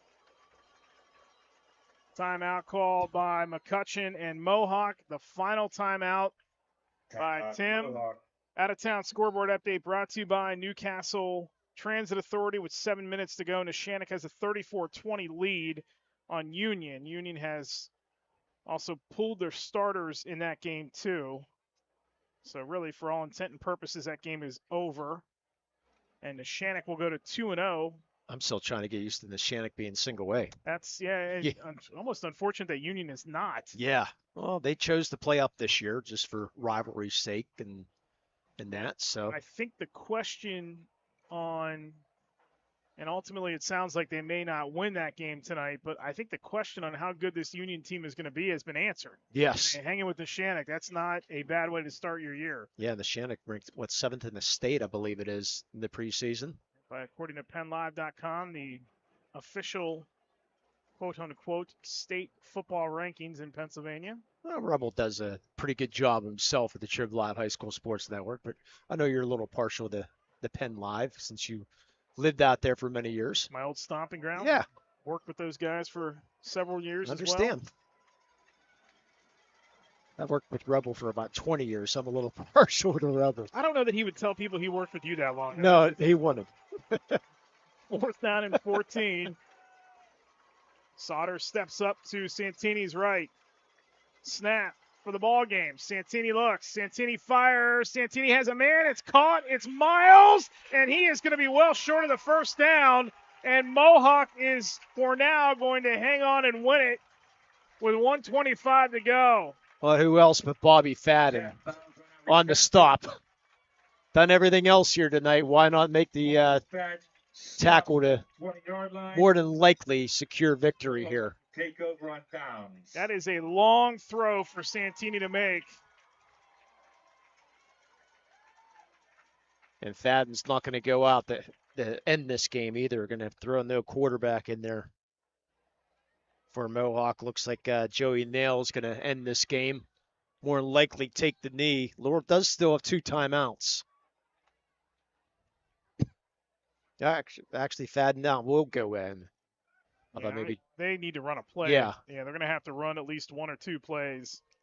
Looked like Fadden was going to stay on the sideline, but he's not. So Stratton in the backfield. Fadden will be in the shotgun. First down, handoff Stratton up the middle. Stratton, good burst, and he gets to the 25.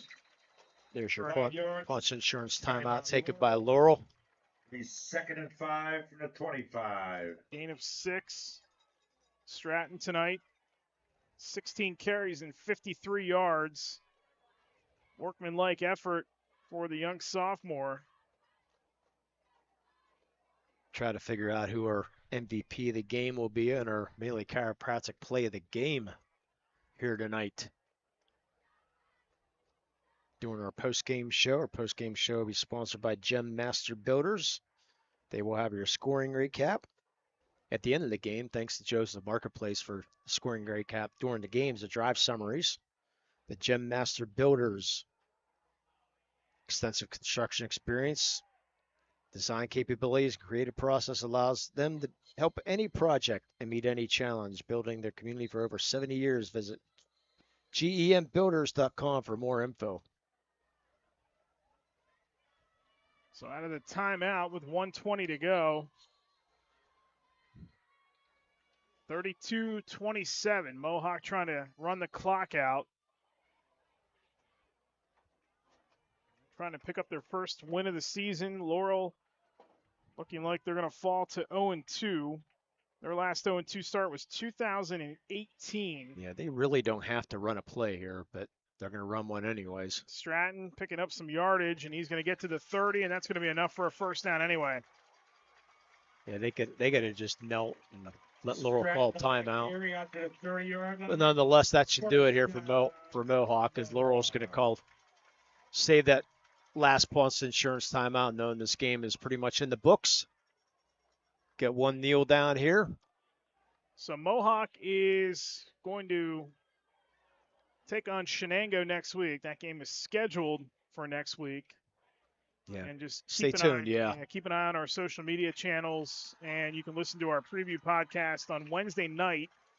We'll have all the information as to any updates to the schedule. If anybody needs to step in and play for Shenango, we're not sure if the Wildcats are going to end up playing or not, as Fadden will take the knee back to the 25. That'll hurt his rushing total just a little bit. And with 26 seconds left, Mohawk does not have to run another play, and the Warriors are going to go to 1-1 on the season. And the two quarterbacks in Santini and Fadden shaking hands out there. Nice to see. So they win a thriller tonight by a final of 32-27. They've been involved in some wild games early on in this season. Laurel falls to 0-2. They're losing both games by a combined 12 points to start the season.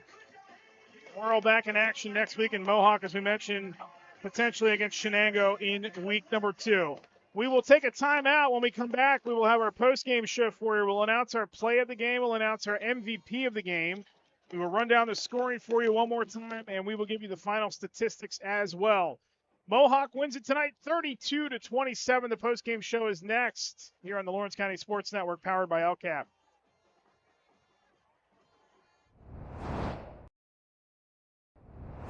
When the high school season heats up, make sure you have the best gear to support your school. Head to the Red Zone on Wilmington Road in the Shannock for all your county sporting apparel needs. From sporting goods to custom apparel to embroidery and more, the Red Zone has it all. Quality gear for all 8 schools in the County of Champions. Stop by and enter the Red Zone or visit them online at theredzonesports.com. Score big at the Red Zone.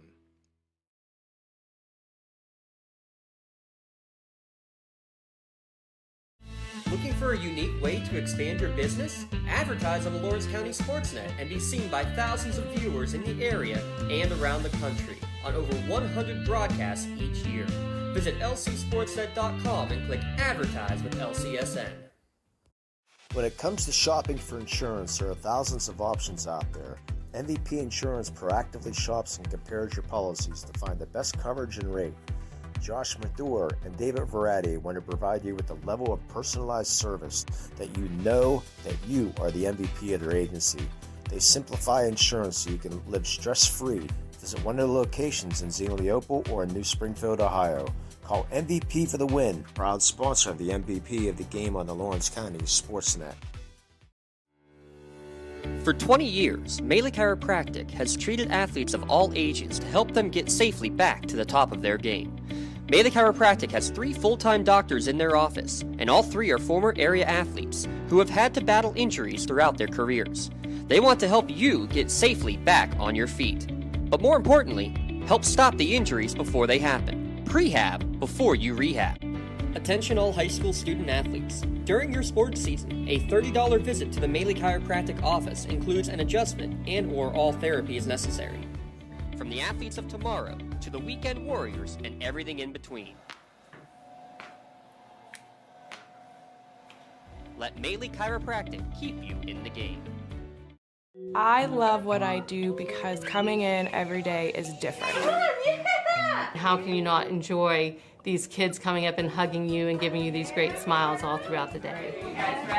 Seeing the progress that our kids make every single day is one of the reasons I love coming to school. What should we do? We have fun. LCAP Early Learning Centers is hiring. Help empower young minds in Lawrence County and become a superhero today. Apply at lcap.org. Whether you're hosting a big party, it's family dinner night, or you just need a place to go and watch the big game, the Crane Room Grill is the place to be. Need that something special for your upcoming event? Ask about the CR Brewing Company's custom brewing options to give your big day that personalized touch that your guests will never forget.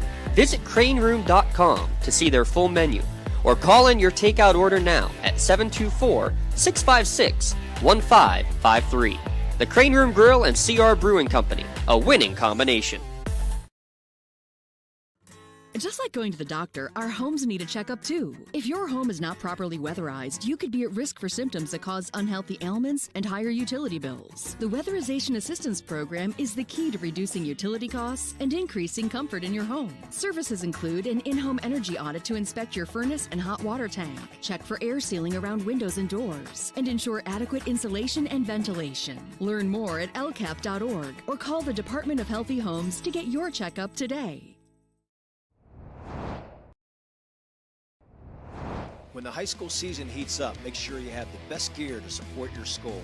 Head to the Red Zone on Wilmington Road in the Shannock for all your county sporting apparel needs. From sporting goods to custom apparel to embroidery and more, the Red Zone has it all. Quality gear for all 8 schools in the County of Champions. Stop by and enter the Red Zone or visit them online at theredzonesports.com. Score big at the Red Zone. For the most complete recap of Friday night's high school football action, tune in on your way home from the game to the WPIAL Scoreboard Show, only here on the Trib Live High School Sports Network. Hi, this is Don Rebel. Join me in a cast of thousands for all the scores with recaps from the top games, plus we highlight the night on the Trib Live Roundtable. That's the WPIAL Scoreboard Show after the game on Friday nights on the Trib Live High School Sports Network and at tribhssn.triblive.com.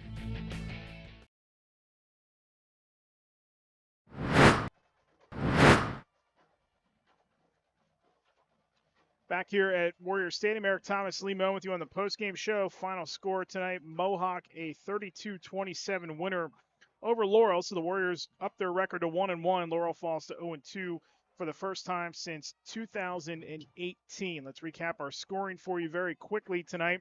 As Bobby Fadden hit Blake Logan early in this game. Early, it was halfway through the first quarter, 29-yard touchdown pass. However, the point after was missed. It was 6-0 Mohawk. About a minute and a half later, not even a minute later, it was actually 20 seconds later, Lucas Santini, a 77-yard touchdown pass to Colton Carlson. The point after was good. Laurel took a 7-6 lead. From there, Blake Logan, a 23-yard field goal with 40 seconds left, 9-7 Mohawk to end the first. Then it was Jackson Saunders after a 77-yard punt by Carlson, pinned Mohawk in their own territory. Saunders picked off Fadden and returned it 5 yards for a touchdown, 13-9. Laurel at that point. A minute later, Fadden comes right back, 78-yard touchdown run. Mohawk takes a 16-13 lead. From there, the Warriors go on a bit of a run because Stratton's 1-yard touchdown run gave him a 10-point lead at 23-13 with 5:30 to go in the first half. 4 minutes later, Saunders scored again on a 4-yard run to cut the lead to 23-20.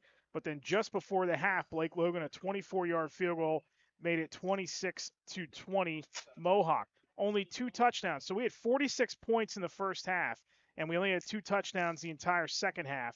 As with 8:34 to go in the third quarter, Carlson, a 30-yard touchdown pass from Santini. All of a sudden, Laurel's back in front, 27-26. And then in the fourth quarter, with 10 minutes and 28 seconds left, Bobby Fadden's touchdown, a 15-yard run, gave Mohawk the final difference at 32-27. Mohawk went for 2 on that one, and they were unsuccessful, and that is how we ended at 32-27. Final offensive statistics tonight for Laurel. Lucas Santini, 18 of 32. He was picked off once. He threw for a career-high 335 yards tonight. However, Laurel's rushing attack still a work in progress as they run the ball 17 times tonight for 19 yards. The leading rusher in this game was Jack Miles with a carry for 30 yards. Saunders had 10 carries for 15 yards in this game tonight. Laurel just cannot run the football right now, and that is a problem that they're going to have to try to fix going forward if they want to get back in the mix here. Yeah, 68 yards in 2 games. 2 games, and that is not going to cut it. Regardless of what is, and the schedule's a tough one because they got a 1A schedule, so they're going to be up against it here this season if they can't figure out that rushing attack. And remember, Nathan Hill out for the season. Receiving-wise for Laurel tonight, they were led by Tyler Shear, 7 catches, 82 yards, 3 catches apiece for Miles, Saunders and Carlson, 2 catches for Johnson, and again, Santini, 335 on 32 attempts. For Mohawk tonight, Bobby Fadden was great. He wasn't great at throwing the football tonight. 50%, got picked twice, only threw for 128 yards. But on the ground tonight, Fadden was tremendous, 170 yards on 12 carries. A little jaded because he knelt down for a 5-yard loss at the end of the game. Otherwise, he's at 175. Mohawk tonight runs the ball 43 times for 284. So if you think about what they've done in 2 games, Fadden has been great throwing the football. We understand that. The rushing attack in 2 games, 184 last week, 284 this week. All of a sudden, this Mohawk team is a running team. Yes. And that is what they re-shifted offensive line this season. That is an impressive start in the ground for Mohawk. Yeah, and Fadden's been doing a great job of mixing run and pass too, and he's been really creating a lot with his legs. Receiving tonight, Blake Logan, 3 catches, 53 yards. Was the leading guy for Mohawk. Joey Nail had 2 big receptions in the first quarter and then 1 in the third for 26 yards. They were both first downs, both big catches. Leading rusher tonight, aside from Fadden, Cash Stratton, pretty good, 17 carries, 58 yards in the night, and Sam List, 11 carries for 42. Those 2 combining for 28 carries. If they get that kind of production at Fadden running the football, and then they can balance out those carries with List and Stratton, this is a very tough team to defend if they're going to be running the football like that. Without a doubt, it's been a fun performance. That post-game stats and everything sponsored by Gem Master Builders and Craftsman. So that's going to take us to our awards here tonight, and we had a tough time figuring this one out, as we will talk first about the Maley Chiropractic play of the game. And what have we decided here, sir? I think we're going to go with that Blake Logan interception in the first half. Just because Laurel was driving a little bit. Blake Logan with that interception, and then Then Fadden went on that 78-yard touchdown run that gave him the lead in that second quarter and gained the momentum back. So congratulations to Blake Logan. He is your MVP Maley Chiropractic play of the game. He'll receive a customized T-shirt sometime because they are all in the locker room right now, but we'll get a picture with him and get a shirt to him. Video of tonight's play of the game may also be featured on the Triple Live High School Sports Network standout platform on Twitter and Instagram. You can view tonight's Maley Chiropractic play of the game and the full list, the start of the list of the play of the game on lcsportsnet.com. Congratulations, Blake Logan, for tonight's Maley Chiropractic play of the game. Maley Chiropractic, keep you in the game. And that'll take us to our MVP of the game. And the MVP of the game tonight, I mean, who else? Yeah, we have to go to Bobby Fadden. I mean, 170 yards on the ground tonight and 128 more in the air. And he played pretty good defense tonight, too. Yeah, he was picked off twice, and one of them was returned for a touchdown, but he was able to keep his team in it, make a couple of big throws in the game, and move the sticks. And Bobby Fadden is going to be your MVP Insurance MVP of the Game Award winner tonight. MVP Insurance is proud to present the MVP of the Game Award to Bobby Fadden of Mohawk. MVP Insurance and the Lawrence County SportsNet are proud to honor Bobby as tonight's MVP of the game. Fadden will receive a customized T-shirt courtesy of the Red Zone in recognition of being named tonight's MVP of the game. To view the full list of this year's game MVPs, go online to lcsportsnet.com. Click on MVP of the game. Congratulations to Bobby Fadden, the junior quarterback of Mohawk, for being named tonight's MVP of the game. MVP Insurance. Call MVP for the win. Mohawk wins it tonight, 32-27. Next week on the Lawrence County Sports Network. Stay tuned because we'll have coverage of volleyball on Thursday night as Neshannock host Elwood City. Then join us on Friday Night Lights for the same matchup as the Lancers host the Wolverines, as well as Shenango is tentatively scheduled to take on Mohawk. We'll have all the information, the latest information that we have on Wednesday night on our Beyond the Scoreboard podcast, which you can listen to and watch live on the Lawrence County Sports Network at lcsportsnet.com. And then you can go back, of course, and listen to it on the various podcasting platforms after the fact. James Dotson and myself and Tim Continenza will be with you. Hopefully Leo will stop by at some point again this season. Hopefully. And we'll have all of the latest on that Mohawk Shenango game. And again, before we get out of here tonight, just thoughts to the Shenango community over the holiday weekend. Just a brutal week for that program and for that community and that school. Everybody's thinking of you. Hang in there, and hopefully they can get back on the field next week against Mohawk and just get some kind of normalcy. Get the community together, get the community out. Mohawk, I'm sure, will be part of whatever they put together for that game next week as far as any kind of tribute. And let's hope that they can just get some normalcy back in their lives and get back on the gridiron and focus on the task of trying to beat Mohawk next week. That game takes place. We'll have it for you on Friday night. Otherwise, we'll talk to you from Elwood City and Neshannock next Friday night. That'll do it for us here tonight. We hope you enjoy the Labor Day weekend, the long weekend for you. Amen. Well-deserved break for everybody on Monday. And we will see you next Friday night. Mohawk ups its record to 1-1. They defeat Laurel tonight in a thriller, 32-27. You watched it right here on the Lawrence County Sports Network, powered by LCAP. Take care and bye-bye.